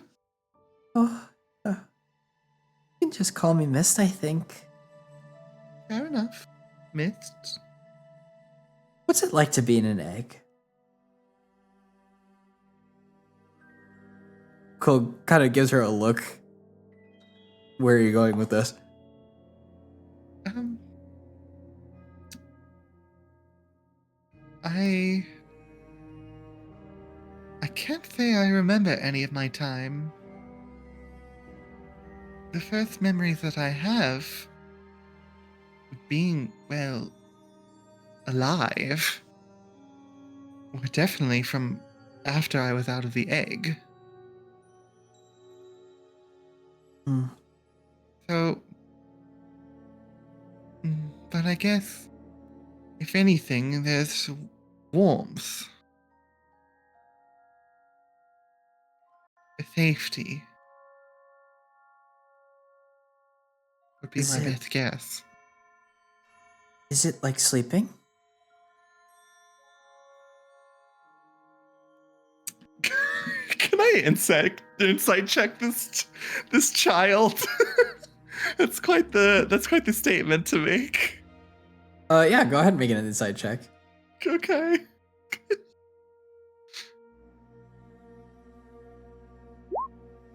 17. What in particular are you looking to get out of her? Just the way that she's talking about this is just like a little concerning in a way. And so, like, is this coming from a place of childhood curiosity or a deeper understanding? I suppose is the question. You get the feeling that this isn't just her asking out of a childlike curiosity, and that this is more of almost like asking for a friend.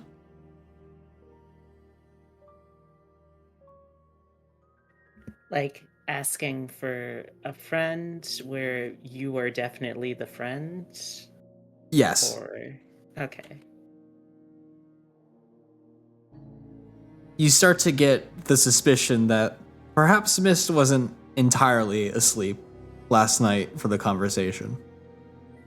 And she is potentially reconsidering the task that she has been assigned to.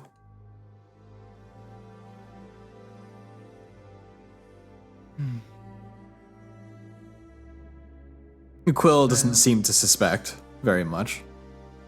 I'll tell you one thing, Mist. I don't know if I trade the freedom that I currently have for much of anything.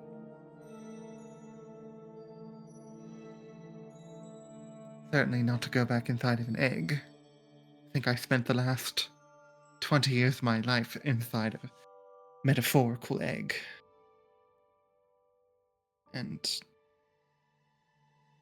just starting to see the world for how it really is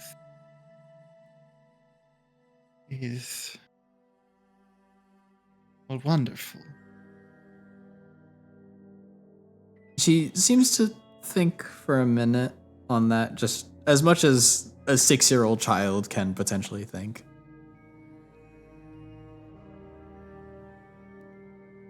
And she seems to have gleaned some insight out of it. And just nods continuously.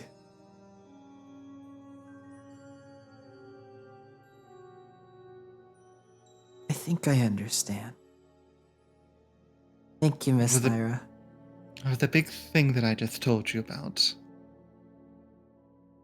Life is full of strange situations.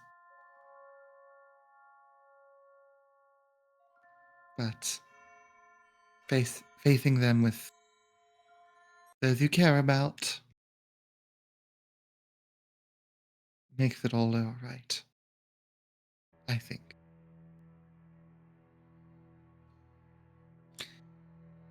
You're welcome to join me in the library. That's where I'll be off to. She kind of looks back towards Quill and gives a nod that she'd like to go. And Quill gives a nod back. I'll come pick her up if she's causing you any trouble. And she gives a big smile to him. She'd not just fly off the ship. She gives a big smile. And she sort of just follows along with you. And while you go, she's just asking a couple of questions. She doesn't seem to want to bother you, and she can tell that you're recovering a bit. But she seems mainly curious in the books that you've read. At least the books you find interesting. Just answer in character of just, well, to be honest, I think that the majority of what I've read could be called textbooks. More so learning. Well, But they're learning is books- good. Of course. But they're books that are not necessarily meant to entertain, more so to inform. So, even just given my time reading the books like on the Dragon Queen, it's different. Her Boy eyes and the seem- Dragon Gay, whatever. He seems Any to, of those. her eyes seem to sparkle a little bit at the mention of the Dragon Queen. She's a bit curious about what that book is about. To be honest, it's more of a textbook, if anything, even though I just talked about it not being one. Just a lot of ancient history of a time long gone. To the point where it can seem to be fiction. She gives a nod, seemingly a bit disappointed, but understanding.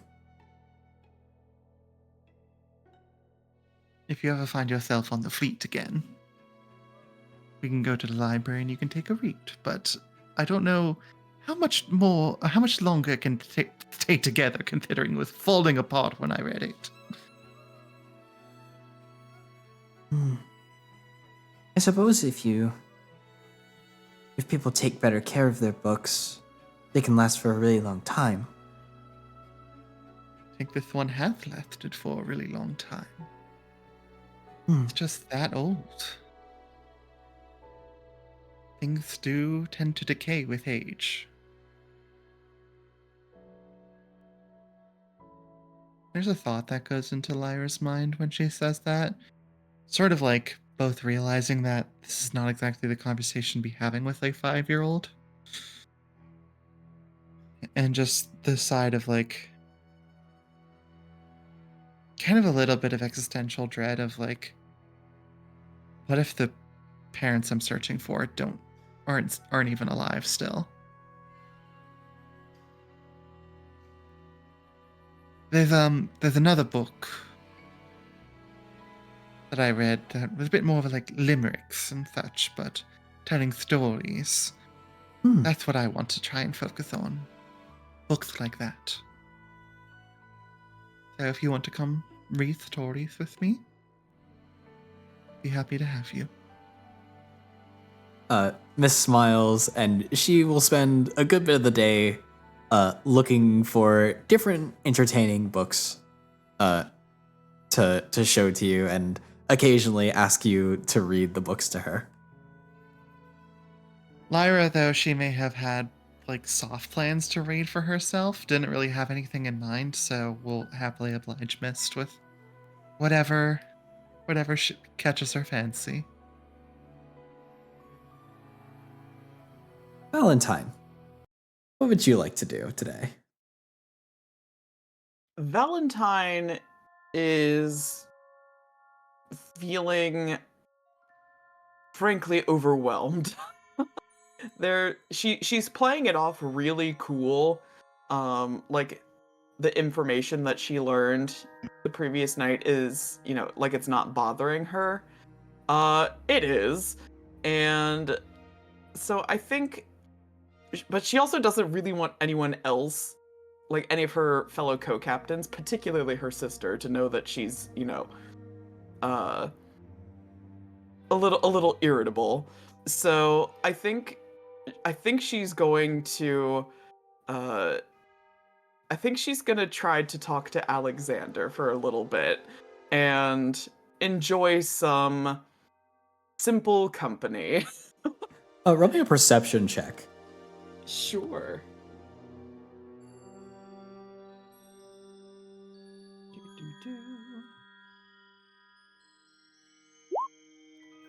The 19. You don't notice anything out of the ordinary. Okay. And you make your way over towards the crow's nest, where Alexander has actually just finished climbing down. Ah, Lady Valentine. I see you've come to see the sights. And then he looks at himself. Captain. Oh, Yes. no, the crow's nest, not me, of course. Of course. Well, if you're free from your... Yes, I wondered if you might take a turn about the ship with me. Aye, if you have something you may elucidate to me, of course. And he hops down a little bit excited as he kind of skips over towards you and very gentlemanly holds out an arm for you. She'll smile appreciatively and take his arm, but let it be known she is the one directing him. She is Yes. she is leading the way. Yes, he is absolutely not taking control of the situation.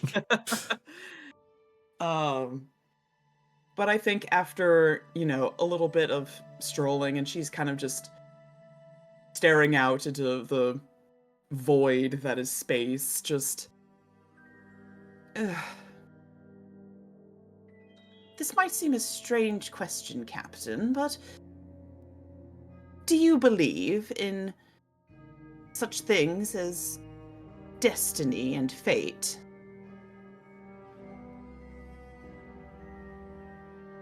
He seems to give you a bit of a look, like, are you kidding?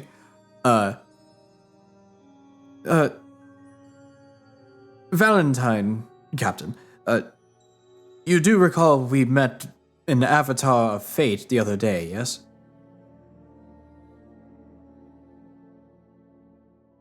I mean, Supposedly. Allegedly. I mean on a grand, cosmic sort of scale. I believe that things make sense when looked at in a grander scale.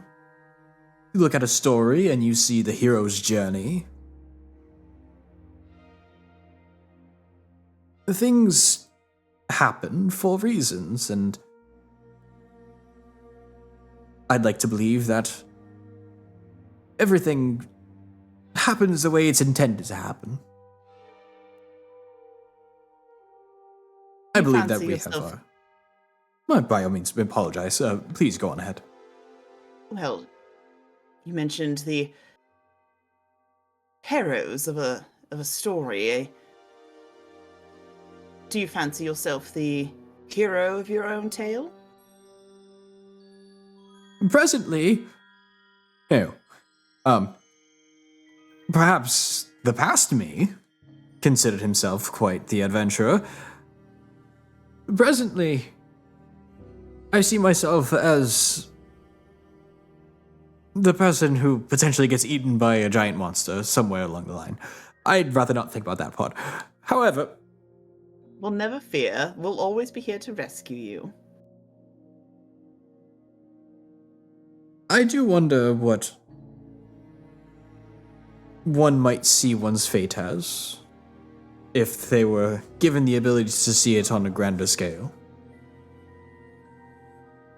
If you were to say, fake your own death 40 years from now and head off into wild space where you don't age, and then 100 years later, rejoin society and under a new name, a new personage. And you find a book about yourself. Would that be fate to learn what others make of you? Or would you know it in your heart that you had something different? This seems awfully specific, Vertical Captain. It's just the first thing that came to mind, actually. Though I appreciate you can comprehend and appreciate such a vast intellect, and as he's brushing his hair, he pokes himself in the eye. Bless his heart. Well, I see. Well, I suppose, given the strictly hypothetical scenario presented, I don't think that's fate so much as a reputation. You can't control what others say or think about you, but you can still control your own actions. There's no grand, invisible hand guiding you. At least I don't like to think so. Aye, and say, for example, that your reputation is essentially predetermined by who you are. You are, and this time you can tell it's coming from a more personal place. You are the son of a reputable merchant who sails the high seas, and you find yourself just whisked away, and you gain a reputation. And that reputation becomes all that you are until one day it's just gone. Would it be fate that you happen to be that individual? Would someone else have filled your place had you not taken that role? As I've said, I believe things happen for a reason, and while we each have our own part to play, perhaps there are grander forces at play that guide us to who or what we're meant to be, and maybe I was not meant to be beyond my station, but if the things you say are true, then perhaps I do have a bit of living up to myself to do. There's a very smug-looking smile grows across his face. Well, I would never encourage one to not aspire for more than their lot in life. I think there are always greater heights to be achieved, but I also think it's unfair to try to be someone that you're not anymore. Though I knew you previously, Captain, I think it's rather unfair for you to compare yourself to someone that you're not anymore. And frankly speaking, you weren't a very good captain, although I did enjoy your company tremendously. So I think if you're looking for a fresh start, this is a prime opportunity to see who you want to be. His smile turns much more genuine and heartfelt as you propose that to him. You may be right. And perhaps that was not who I was meant to be. And by your action, saved me from a fate that was not intended to be mine. Perhaps I am, as I like to hope, heading towards who I should be.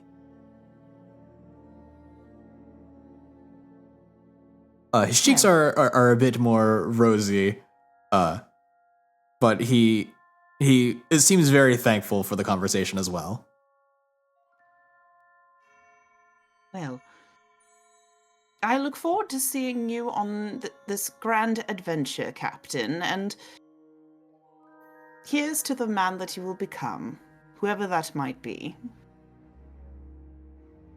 And he takes his water canteen and bumps it into yours and opens it, and it's completely full, and takes a drink of it. Here, here. I hope that... Well...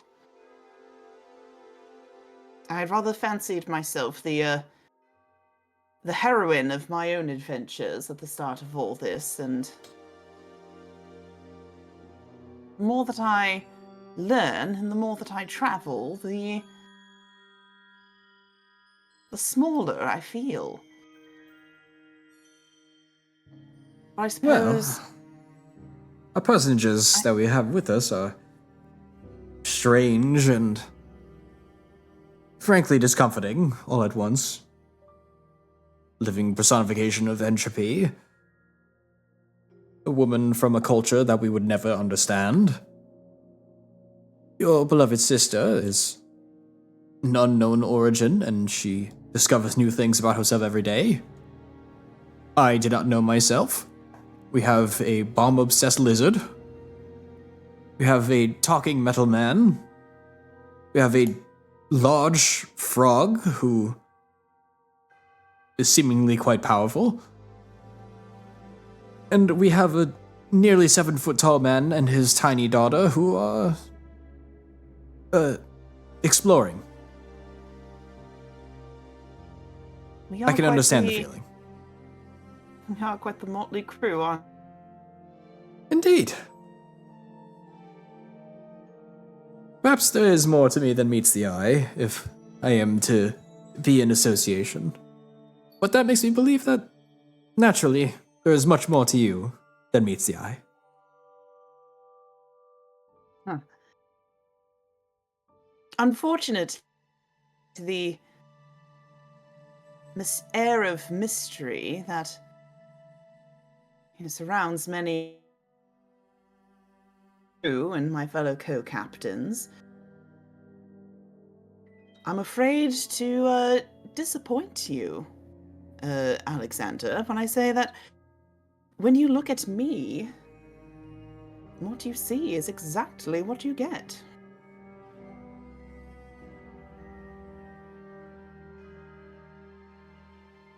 I don't feel disappointed myself. He just gives you a smile. Forgive me, Captain. I do have a few things to handle, but should you need me, of course, I will be around, of course. And he trips over a staircase while trying to very coolly walk away. Apologies.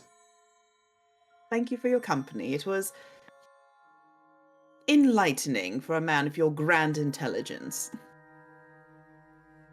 And he goes to give a bow while walking backwards, and goes to cut a corner and bumps his head into the corner. Clumsiest man alive. The rest of the day seemingly passes by. Zuza, the doctor, spends much of the day trying to wordlessly give you different treatments. Though you notice that he does essentially spend the entire day by your side, providing various cures and things that he can provide, though he seems a bit hesitant to give you many things.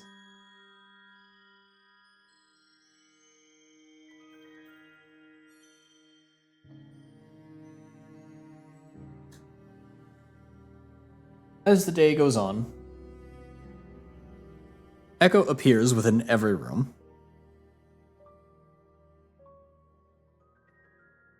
Attention. All crew members are directed to go into the lower decks immediately.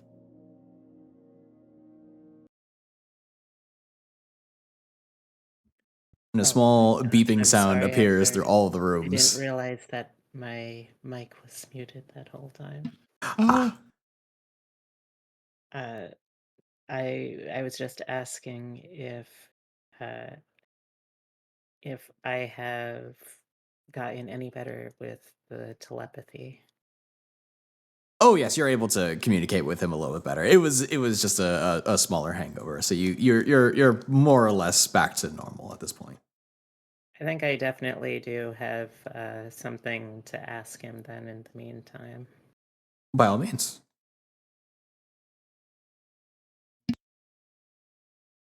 Doctor, have you ever felt like you were being punished for wanting too much?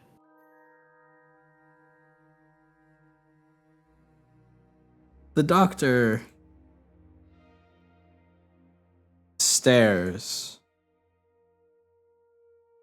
Not at you, but just seemingly just into space, as if he's having his own thoughts about the whole thing. And there's a bit of a chitter that you can hear while he responds to you through your mind. Almost as if he's saying something while he's speaking to you directly. Occasionally, yes. Did you have something in mind? Oh, no, rather it's something that I've been worrying about. Well, While I don't regret going on this journey, I certainly don't regret the people I've been able to meet. I can't help but feel as though the situation my family is finding itself in is partially my fault. I had just been okay not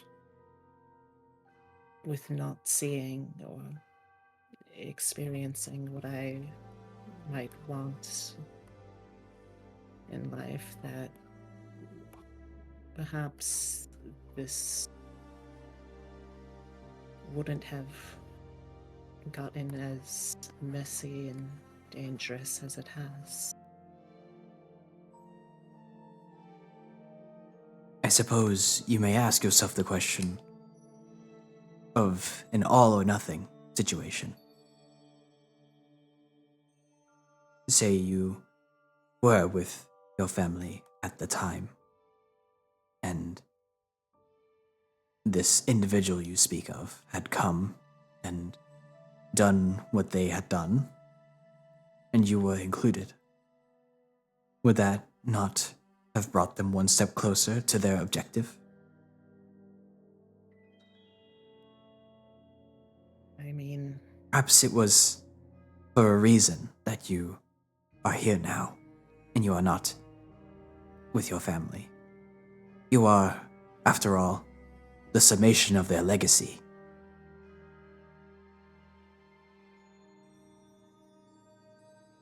I don't know if that's something I can quite live up to, though.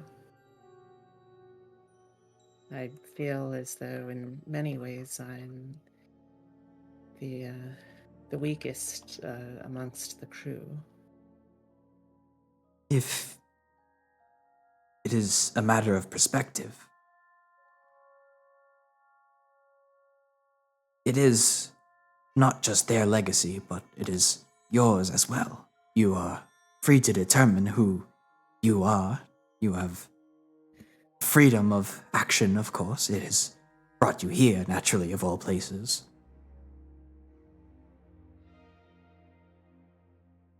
I think it is important to determine who we are by our own standards.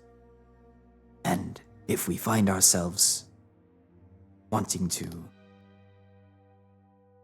live in others' expectations, we are not living as ourselves.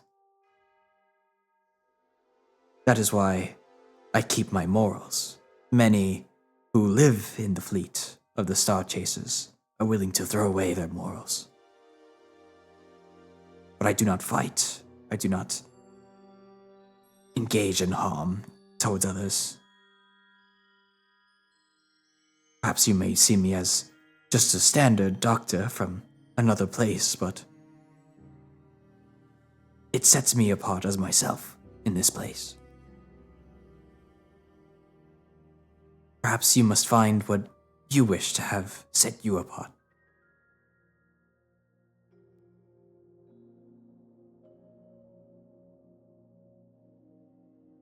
And if I find myself wanting in being able to live up to that,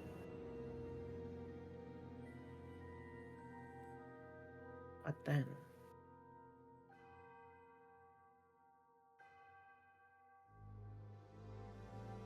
Find others who perhaps may understand you. They will give you a sense of who you are. Naturally, you are a reflection of the people who you are around. In my case, I align myself with individuals who I deem as good. Individuals who do not harm out of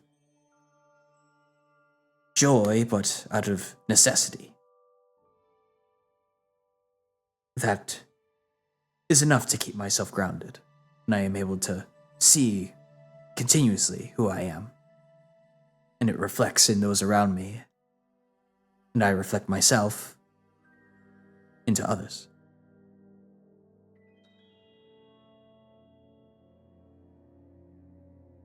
I see.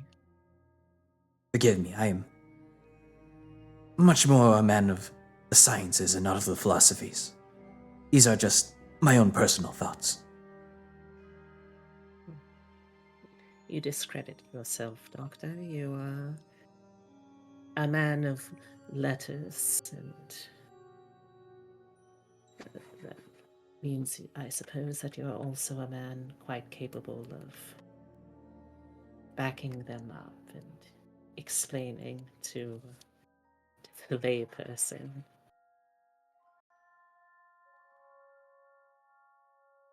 He seems to just ponder that for a moment and just clicks his mandibles a bit.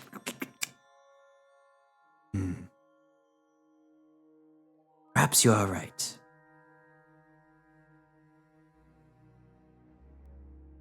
Do you need anything else? Perhaps I should fetch you some more water.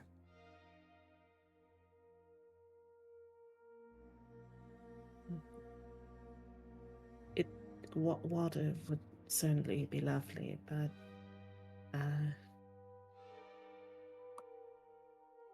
He stands up a bit. simply not be alone with my thoughts for too long is already plenty, thank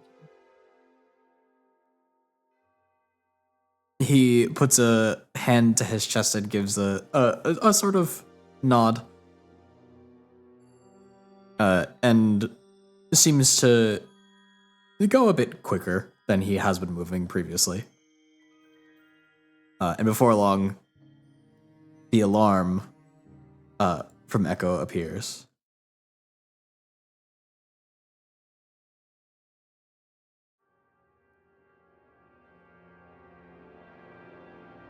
Echo is replaced with Eben very quickly as a minor projection of him appears. Attention! Fast-moving object approaching. Take cover immediately. From those who are in the lower decks and can check towards the portholes. An object appears from the star, from the planet, the moon in the distance, where Calmaraith retreated. And a massive cloud of dust appears off of it as if something has launched at an incredible speed. And it whizzes past the ship in prismatic light. Finally, just barely through the telescopes, one can see the outline of Calmaraith hovering over the pulsating pulsar and opens his gaping maw, a surge of light spreading into his mouth. And his form begins to grow. Perhaps no longer just the strength of an adult dragon, but growing into something much, much more fierce. Perhaps an ancient dragon, or even developing into a full worm, before he flies off into the distance, disappearing once more beyond the light of the stars.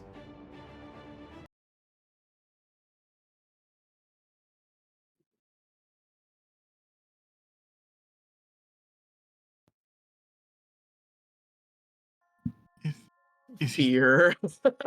Well, What? Where? Where could he possibly have gone?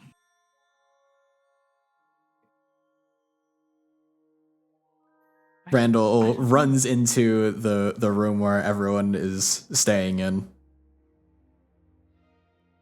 So I've got some bad news. Other than the giant dragon? Particularly the giant dragon. oh, good. I was worried there would be more. With my divination, I'm able to sort of enhance images. And it would appear our friend has leveled up from being Camelwraith the Nocturnal to Camelwraith the Star Eater. Oh, Is that all? Is this our fault? Suffice to say, we should likely not travel through this location again. If we have any value of our lives. Duly noted. In regards to whether or not this is our fault, no. Though, I will say that he likely felt a need to evolve if we were able to fight him off so successfully. Lunar dragons are known for their pridefulness.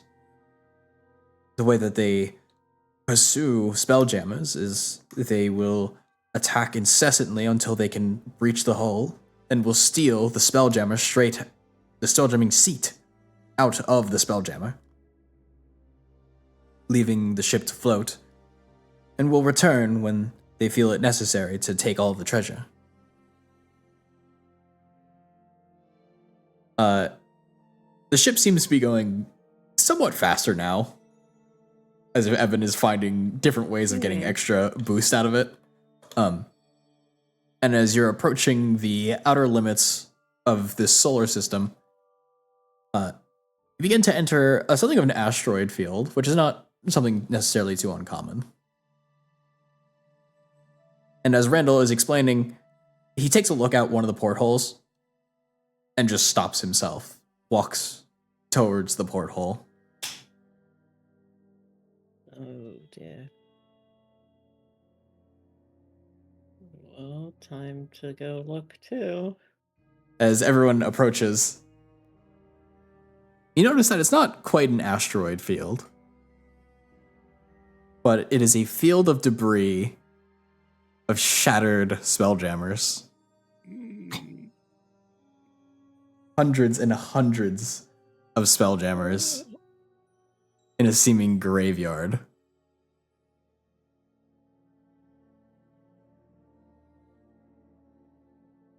Oh.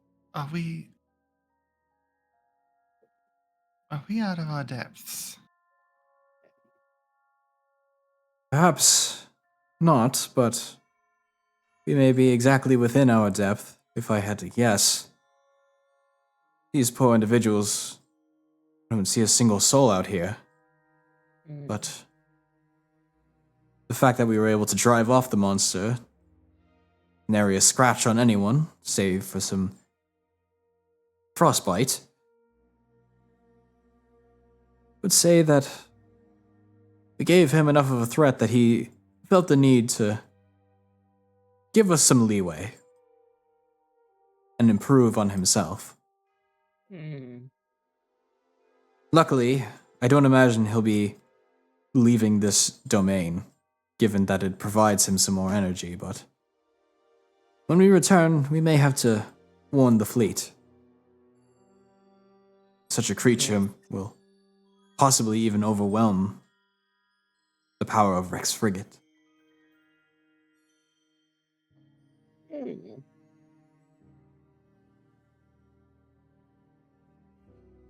Well, I certainly hope that that doesn't give the fleet cause to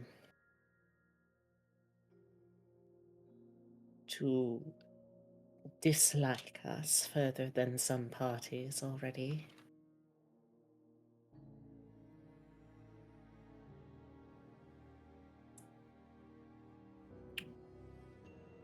The following days are relatively uneventful, as the ship approaches the edge of the system and finally is able to make a formal jump into the next solar system.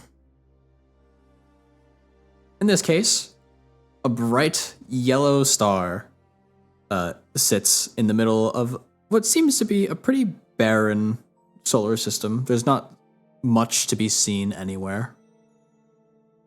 A lot of the observations as made by Randall just seem to report just barren, icy planets. Until finally, approaching quite close to the star, Randall calls the captains together. Well, I'm not particularly looking to make another side trip. However, there are life forms on the planet below. Whether or not there's something I can communicate with is a different question altogether. I could try and conjure up an image, though it seems like there's something blocking me from being able to formally do so. I may need your help, Lyra. Me? Indeed. With your enhanced divination, I can hone in a bit better upon the planet at large.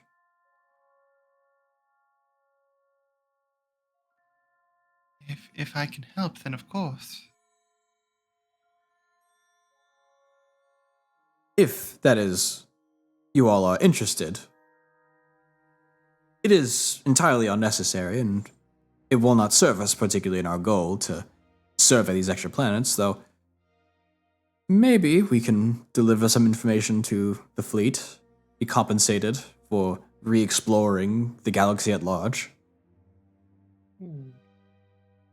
Suppose it wouldn't hurt. If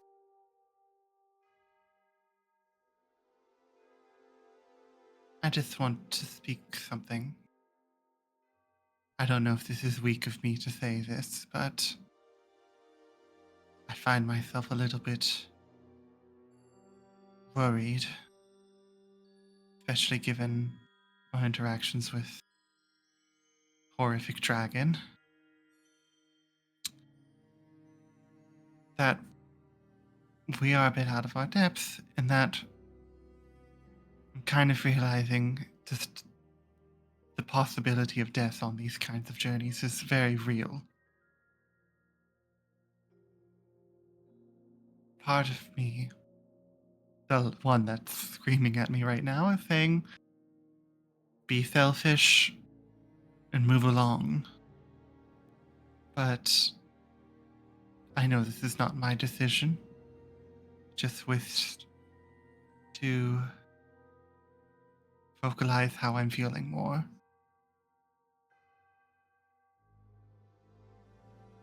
More than I have. Perhaps we could view this as an opportunity to make contact with whoever lives below and warn them about the potential dangers right on their doorstep. This would be in the spirit of the fleet, at least with what Lex Frigate believes is correct.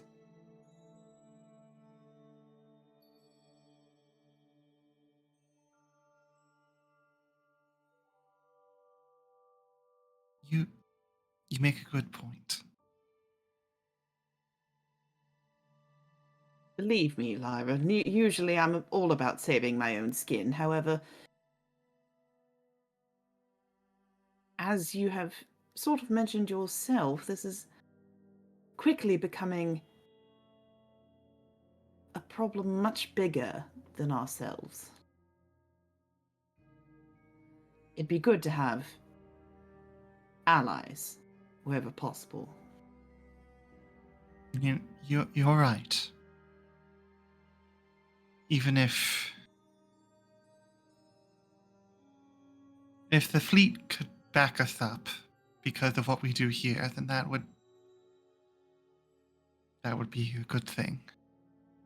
Right. Who knows? They might be more willing to extend assistance with finding your parents, with preventing a further atrocide, I suppose. I'm not really sure how that dreadful person works into my family tree. But the point being...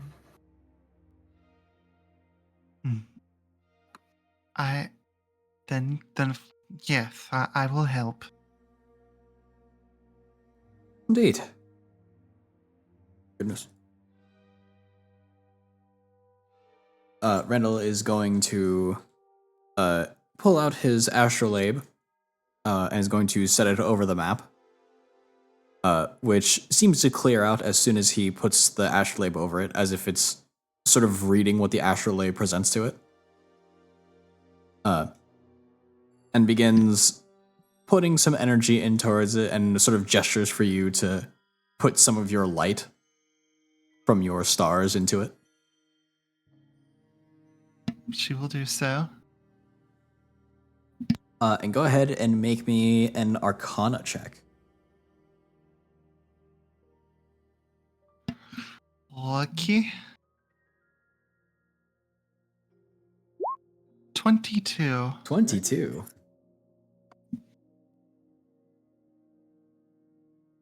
As the light begins to fill up the astrolabe, parts of it begin to spin and rotate, and the casting shadows begins to form an overall map. It initially appears to be just covered in a dense fog or cloud, as what seems to be actually covering the planet.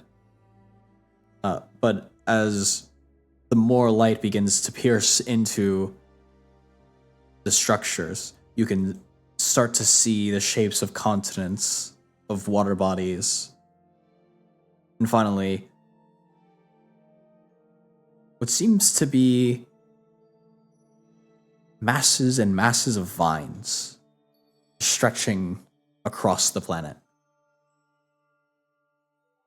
Perhaps they're frozen over, but given the proximity of the planet, it has to be something else. A tiny circle rests at the end of each of the tendrils of the vines,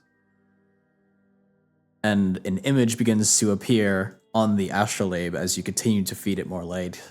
Roll another Arcana check.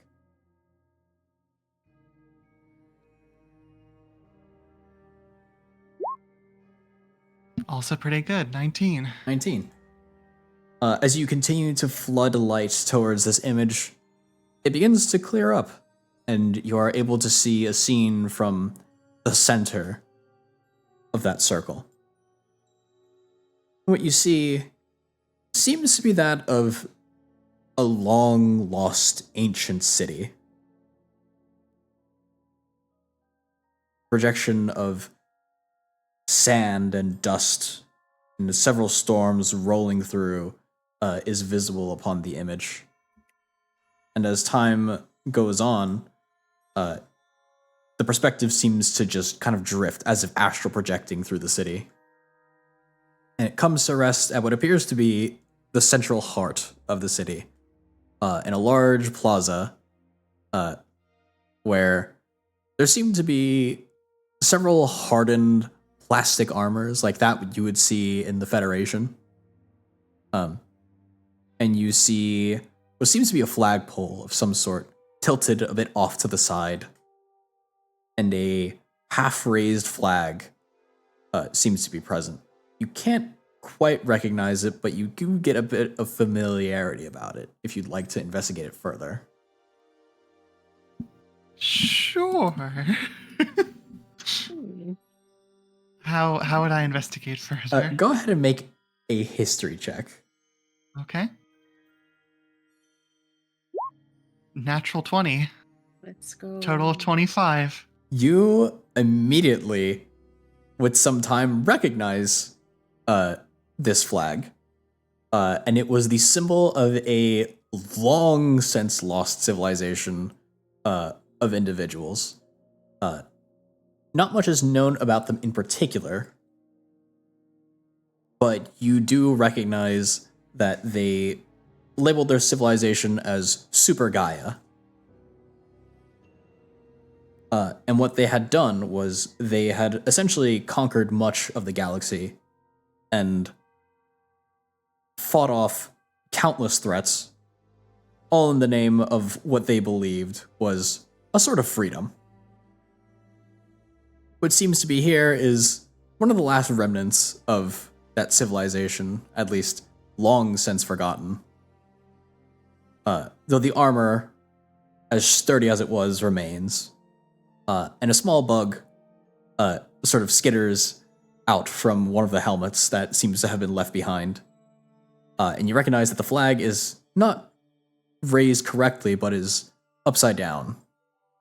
Far in the distance, you see a massive, titanic creature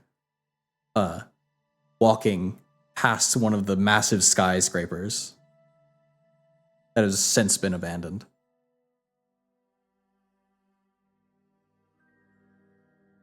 Well, it would appear that not necessarily friendly, but the wildlife seems to have overtaken what was left.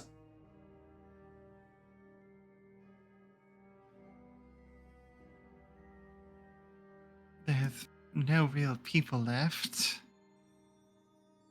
Nothing to be concerned with, and we can almost certainly report this into the fleet, as I don't seem to recognize this on any of our maps that we have, as he begins scrolling through a bunch of scrolls that he has within his pockets and in his satchels. Good work, Lyra.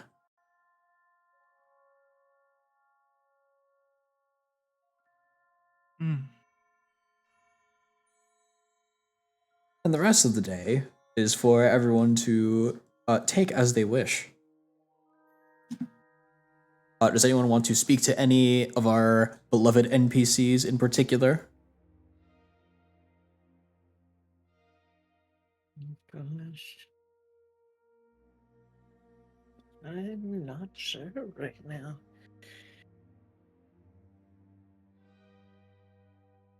Lyra's definitely feeling a little bit of existential crisis right now. Just seeing another world that has essentially been destroyed by forces beyond comprehension. This is the makings of centuries, millennia even, Right. of effort. So it's not necessarily that, it's more just the reclaiming of nature and that nature will return. Mm-hmm. Nature is healing. Just the general idea of, humanity, civilization all dying out. It's given her a little spook. So I honestly imagine, and I'll leave it up to if anybody wants to talk to her, but I imagine Lyra probably would just grab a cup of tea and just kind of sit in the lounge and kind of just casually just read a book, but remain approachable if someone wanted to.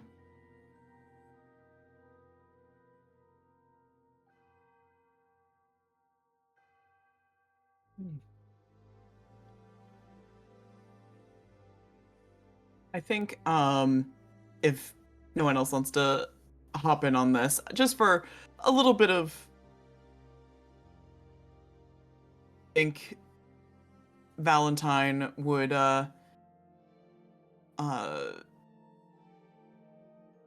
try to avoid isolating herself, similarly being distressed at witnessing the fall of a civilization of a whole planet.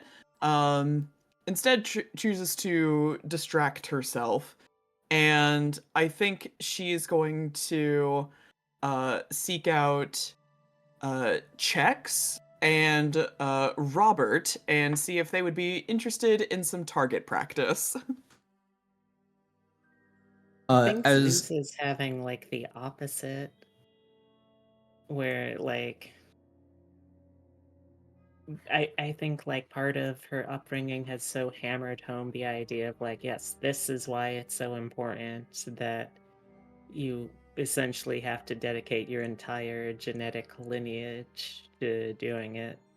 So I feel like she's far too familiar with just dead worlds as a result. hmm,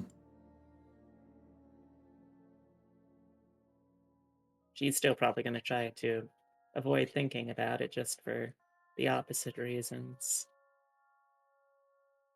Lyra, as you are sitting in the lounge, Grova is going to come and just kind of hang out with you.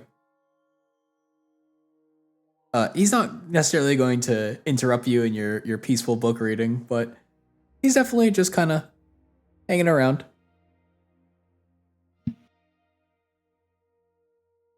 And he Yeah, I slides think- you his own tea that he has for himself. If you'd like a I sip. think she probably would like not probably talk too terribly much, but just like, of course, as she finishes hers and the second one comes up from Groba, and she's like, Thank you, Groba. I mean, it's been a crazy few days. Just gotta relax. Just hang out. We got a lot of time. A lot of time for your thoughts. Me, I don't really like to think that much. Sometimes I think it's kind of hard. Sometimes I think it doesn't make me feel good. Just do you. Just chill out. Drink some tea. Hold on. And he turns around and he grabs one of the books from the library. This one, I think this one's kind of cool. He slides the book over to you. And as you look at the cover, it is a book about 4 roguelike grungs, all named after famous God. artists.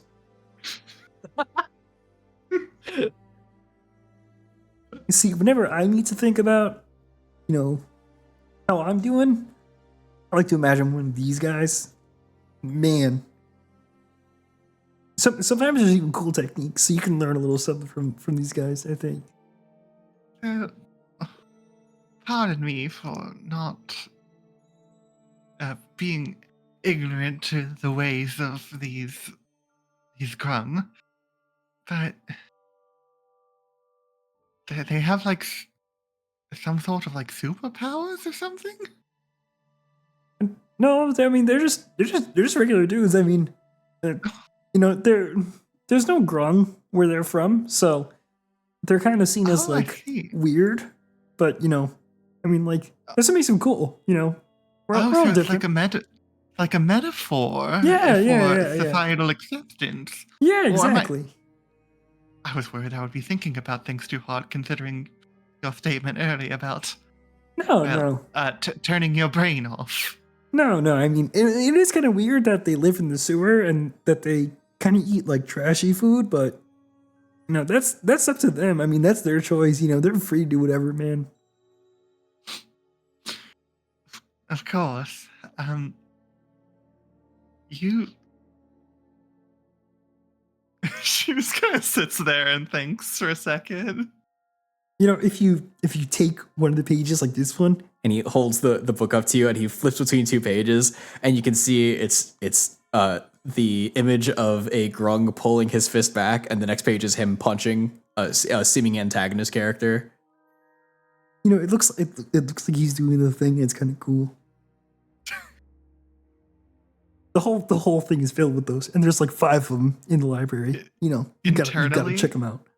Internally, I think Lyra is just so charmed by how sweet this little interaction is.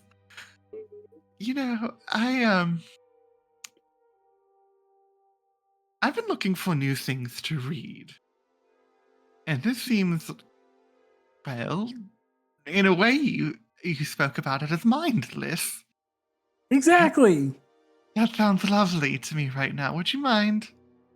I would love to read any more of either this story or another story that's told in a similar way. Oh, with don't these worry. Pictures. I've got like 20 more in my bunk. Hold on, I'll go grab 20 them. more? They're How not many these are there? guys. Oh, there's like Oh. they're not even like grung. They're like other people too. I think there's a snake person somewhere. Oh, it doesn't have to be a snake person. We don't have to make it relatable. Well, I mean, that's what kind of makes it nice. You can kind of go like, "Oh, that's me," and you point. I do that all the time.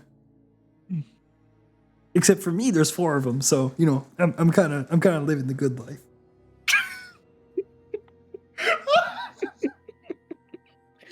There's only one snake person, and also they're kind of like a snake dude, but That's all right.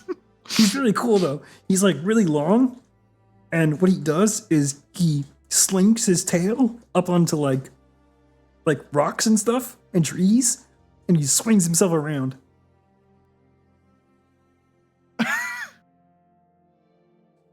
Okay, fair enough. I have much to learn, Grover. And he very excitedly rushes out to go see if he can find more comic books to show to you. Was that Spider-Man? Essentially, yes, it was Spider-Man, but as a snake. Valentine. So, Lyra's gonna learn about comic books. Yes. Indoctrinated into the MCU. Let's go. Let's go. Valentine. You were able to call Robert and Chex up towards the front deck. Robert seems a bit disconcerted about sitting next to Chex, but seems otherwise fine about it. Are we anticipating a threat, Captain? Check's ready to shoot. Yes. And then Not Chex dry fires the ballista a couple times. Not precisely at this moment, though goodness knows we've got a rather monstrous dragon lurking about in the cosmos, but that is a problem for another day, gentlemen. No, I simply wish to have a moment of sport with you, if you'll indulge me. I would like to test my arm, and you two seem to be aside from myself, does another little hair flip, the best shots among the crew.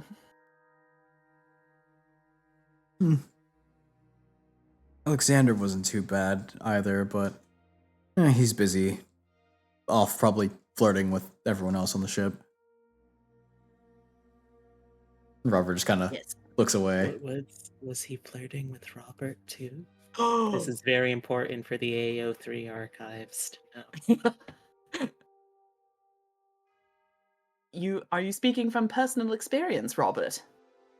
Chex doesn't get flirted with. Can't imagine why, Chex. I'm so sorry. Chex has guns anyway. So true. He settles into his ballista.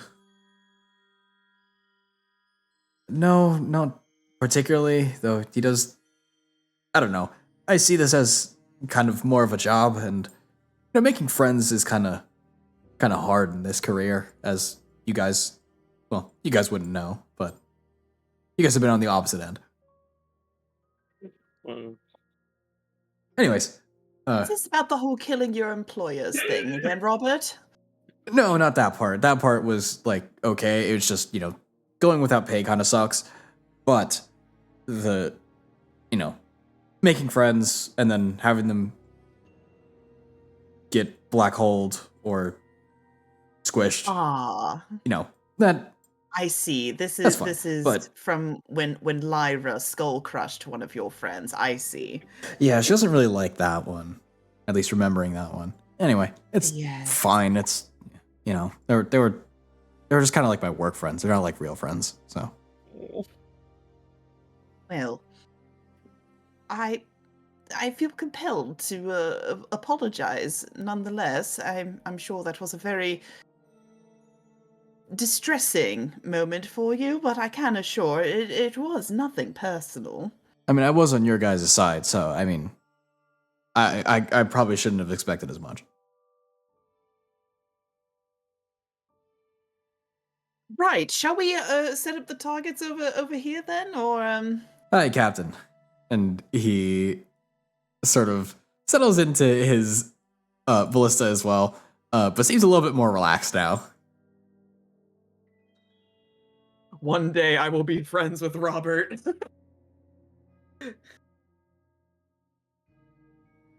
But yeah, they can. I don't know. I don't think we need to like actually playing out,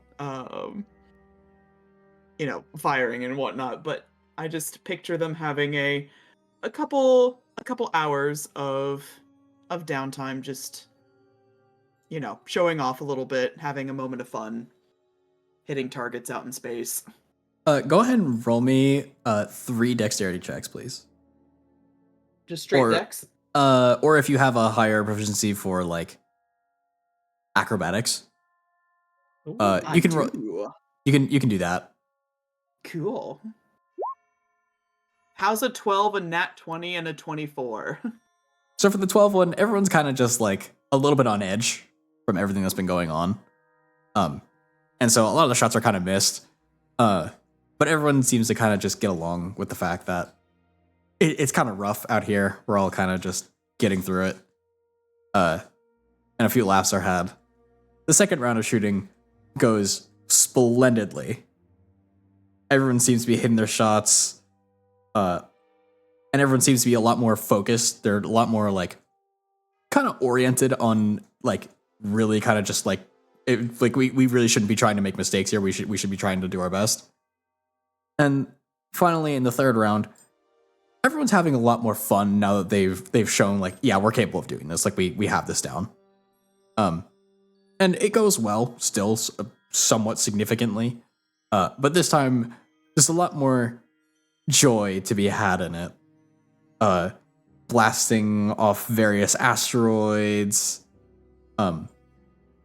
trying to do trick shots. Chex unfortunately jams his finger in the ballista. Oh no! But it's okay because it didn't hurt that bad, and everyone had a great laugh about it. Is he like a gecko and it'll grow back anyway? Yes, Oh, good. and not like a jam like finger comes off, but more like he like pinches his finger in it. Gotcha. Oh, thank God we don't need to pay workman's comp. Don't worry, he's Hey, not they're union. not unionized. Check's not union. They tell chicks have to pay money to sit down and get benefits. Chicks already doesn't make that much money. Chicks can't pay less money.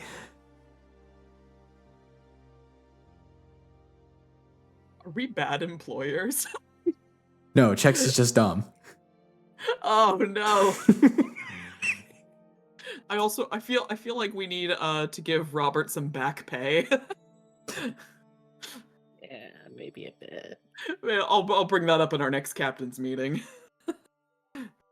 The rest of the week seems to go by fairly uneventfully. Although one event in particular does seem to occur. This is as you're kind of just Yeah. relaxing, taking in different aspects of space. You go on a stroll seemingly later in the evening when everyone's kind of going to bed. Also definitely still reading that book. Oh, yes, yes, yes. So far, we are 2 weeks into the travel. Okay. So you are how many reads in? I think you're 2 out of 3 reads. Sounds right? Which book are you reading? The Yeah. Constitution book? No, the charisma one. Ah, yes, the Charisma book. In the final arc of the story, the bard goes on to outright become the ruler of an entire kingdom. And once he has everything that he's essentially ever wanted and can convince anyone to give him what he wants, he somehow finds a way to form a massive empire just through peace on a planet, and creates a sort of planet-wide empire. And it generally has a good era of peace and prosperity. When he passes away, it sort of devolves a little bit, and that is when people start recording his biography, and the story sort of references itself, and acknowledges at the very end that a lot of it is a work of fiction, but you still found it believable to some degree, didn't you? And that is the lesson, that you can always just kind of play yourself up a little bit. And your charisma has been formally increased. Yay. But yeah, I think beyond that, Zuza is trying to spend more time with Zots, make sure that he's being taken care of properly.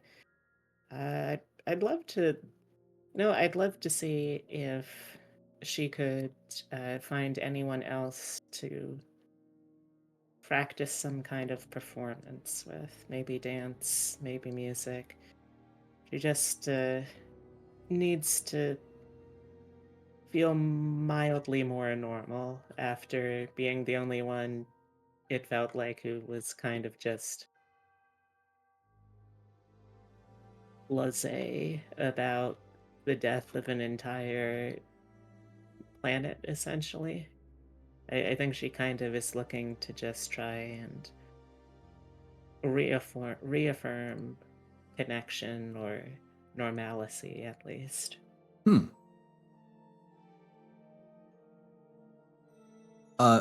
Funny enough, Mist sort of seems to find you in sort of a solo moment, and wants to sort of just spend some time with you and just see what you're up to.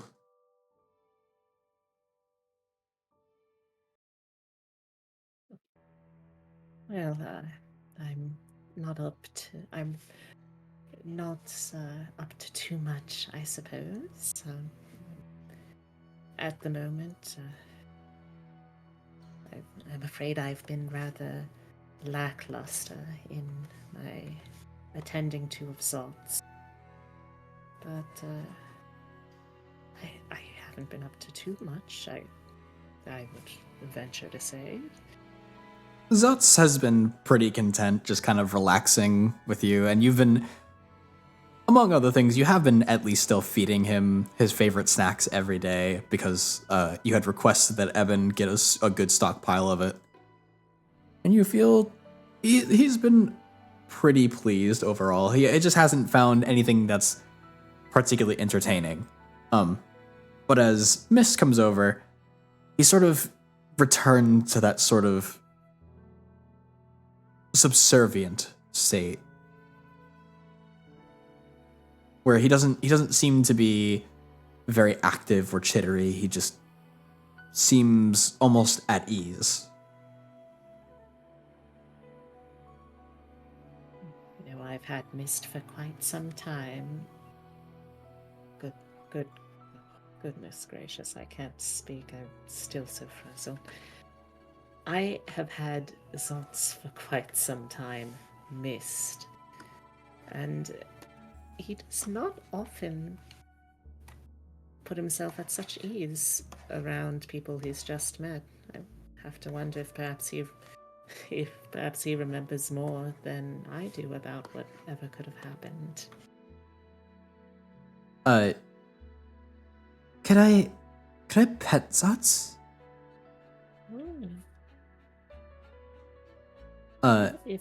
If he deems to allow it, certainly. And he seems to kind of like walk forward in the way that he does with you. And you almost prepare yourself to sort of explain to Mist how to hold and to pet Zots properly. But she seems to already know, and that's likely because she's interacted with you in the future past. And Zots seems not to understand it, but seems to accept it very graciously. He's very sweet, Miss Souza. Well, thank you. I can't take much credit for him, though. He's something of a honest partner.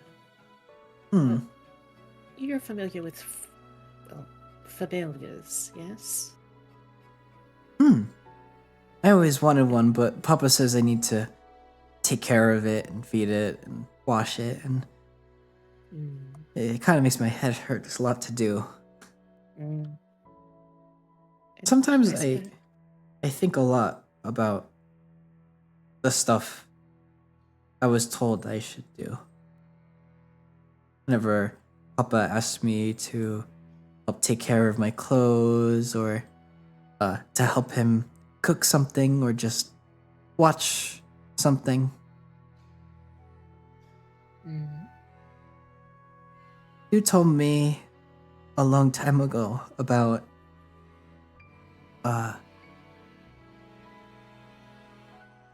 what are your job again? You're a warden? Yes, there's something quite large and important that lives in my family's lineage. And I suppose one of my ancestors somewhat signed away many of our I don't know if destiny is the right word, but many of our abilities to choose something other than the greater good, whatever that may be. And she sort of just looks out towards the stars. What do you think about it? Since you are a wolf warden. And she tries very hard to remember and pronounce it correctly.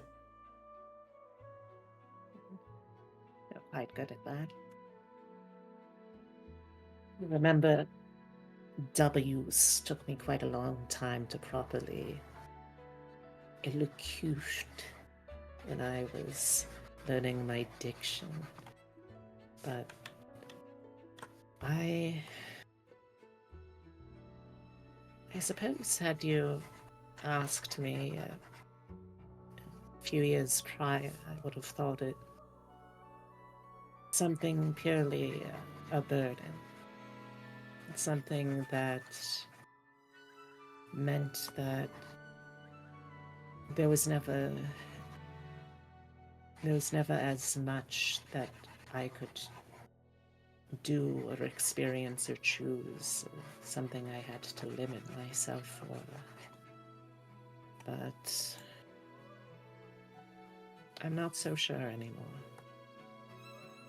I don't know what's changed, really. But I can't help but wonder if it's quite as limiting an arrangement for the wolf as it is for the warden. I'm sorry, that wasn't a very good answer. It makes sense to me. Hmm.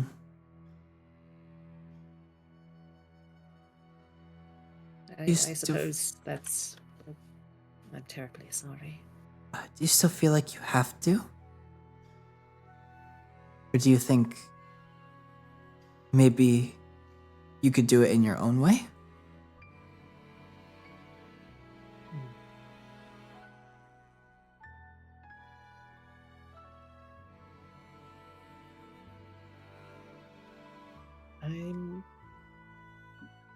I'm not sure. I would like to believe that I can do it in my own way. I'm not sure when, if ever, I'll feel confident enough to stand by that conviction. I'd like to think there's more that could be in my life than being a cage, and perhaps that means trying to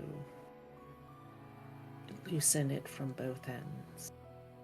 I'm not sure. She seems to have a big smile as you sort of consider other alternatives. I think like that too.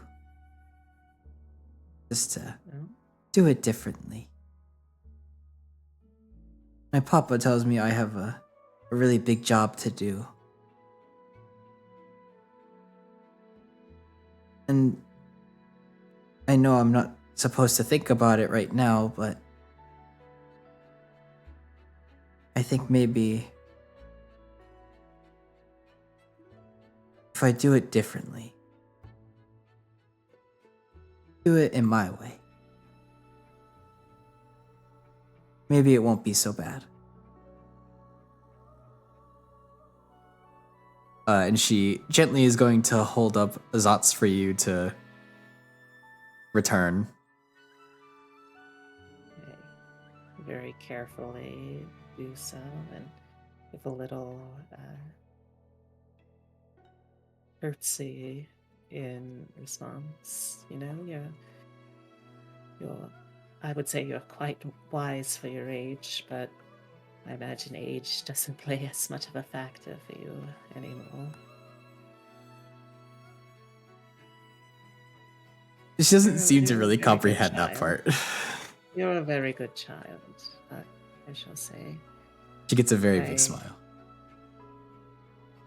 I'm glad to have met you. I'm glad to know you too, Miss Souza, and she gives you a big hug around your legs because she's not very tall. Oh no. She's around like your I'm waist. already size small. Yeah, she's probably like closer to So like small. around your waist. She's baby. Oh no.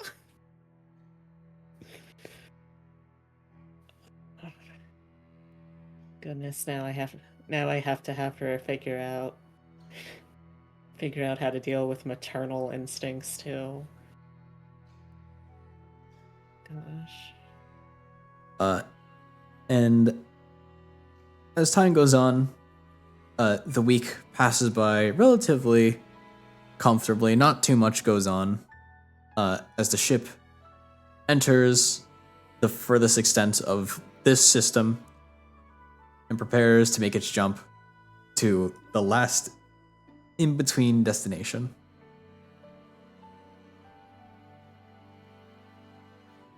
And as you approach the last star, the galaxy map seems to almost become more comprehensible to Randall, and he's able to comprehend the massive journey that awaits down below. And the path to the Yankee Rift is all but revealed at this point. And it is here that we are going to stop. Thank you all so much for coming. I hope you all had fun.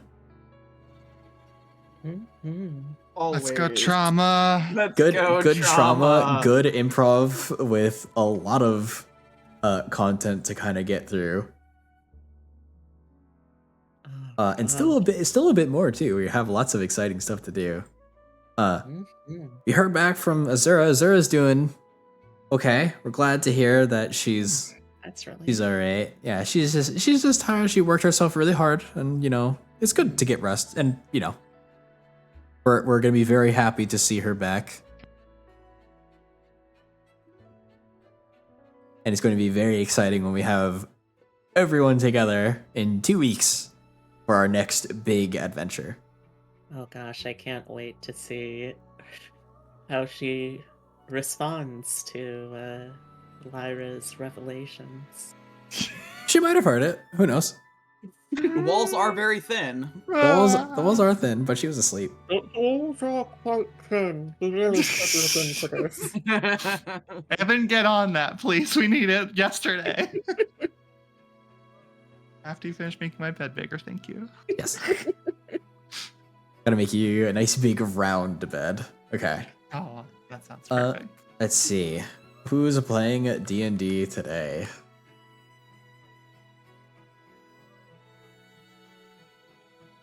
They will make new friends. Yay!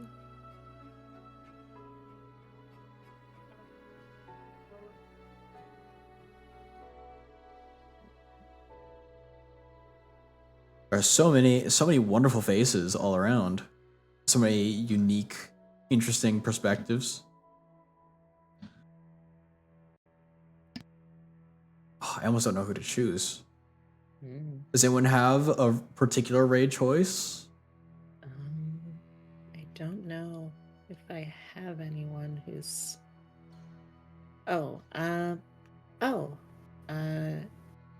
Lolotov Cocktail is running a game of Demon. I think it's Demon the Descent. Gears and Grinds. Seems like 40k-ish. Oh goodness, that is a big Cthulhu creature. I'm very curious as to what's going on here. It's if I recall right, it is a kind of techno-agnostic noir thing where you play as parts of a god machine that controls reality, that have become self-aware and have free will. That sounds That's interesting. a wild ass concept. There is a lot of dice being rolled. Either someone is Yeah. dying or they are doing a lot of damage. It's a D10 system, so you build up dice pools. Someone rolled a 42. All right, I think we'll go and hang out, see what they're up to. Hell yeah. Thank you all so much for coming. We will see you next time. For those who hang around my channel and are more people who are familiar with me, we're gonna be doing Monster Hunter World tomorrow. Who knows? I'm still not pleased about getting tricked out of my big fight, but it's okay. We'll do the last 2 fights and we'll wait for the new game to come out later next month. I don't know if anyone's gonna be playing Wilds. Very exciting. Yeah, let's go say hello to Lolotov Cocktail. And as always, thank you all so much for coming. We'll see you all next time. Safe travels. Bye-bye. Bye. Bye-bye.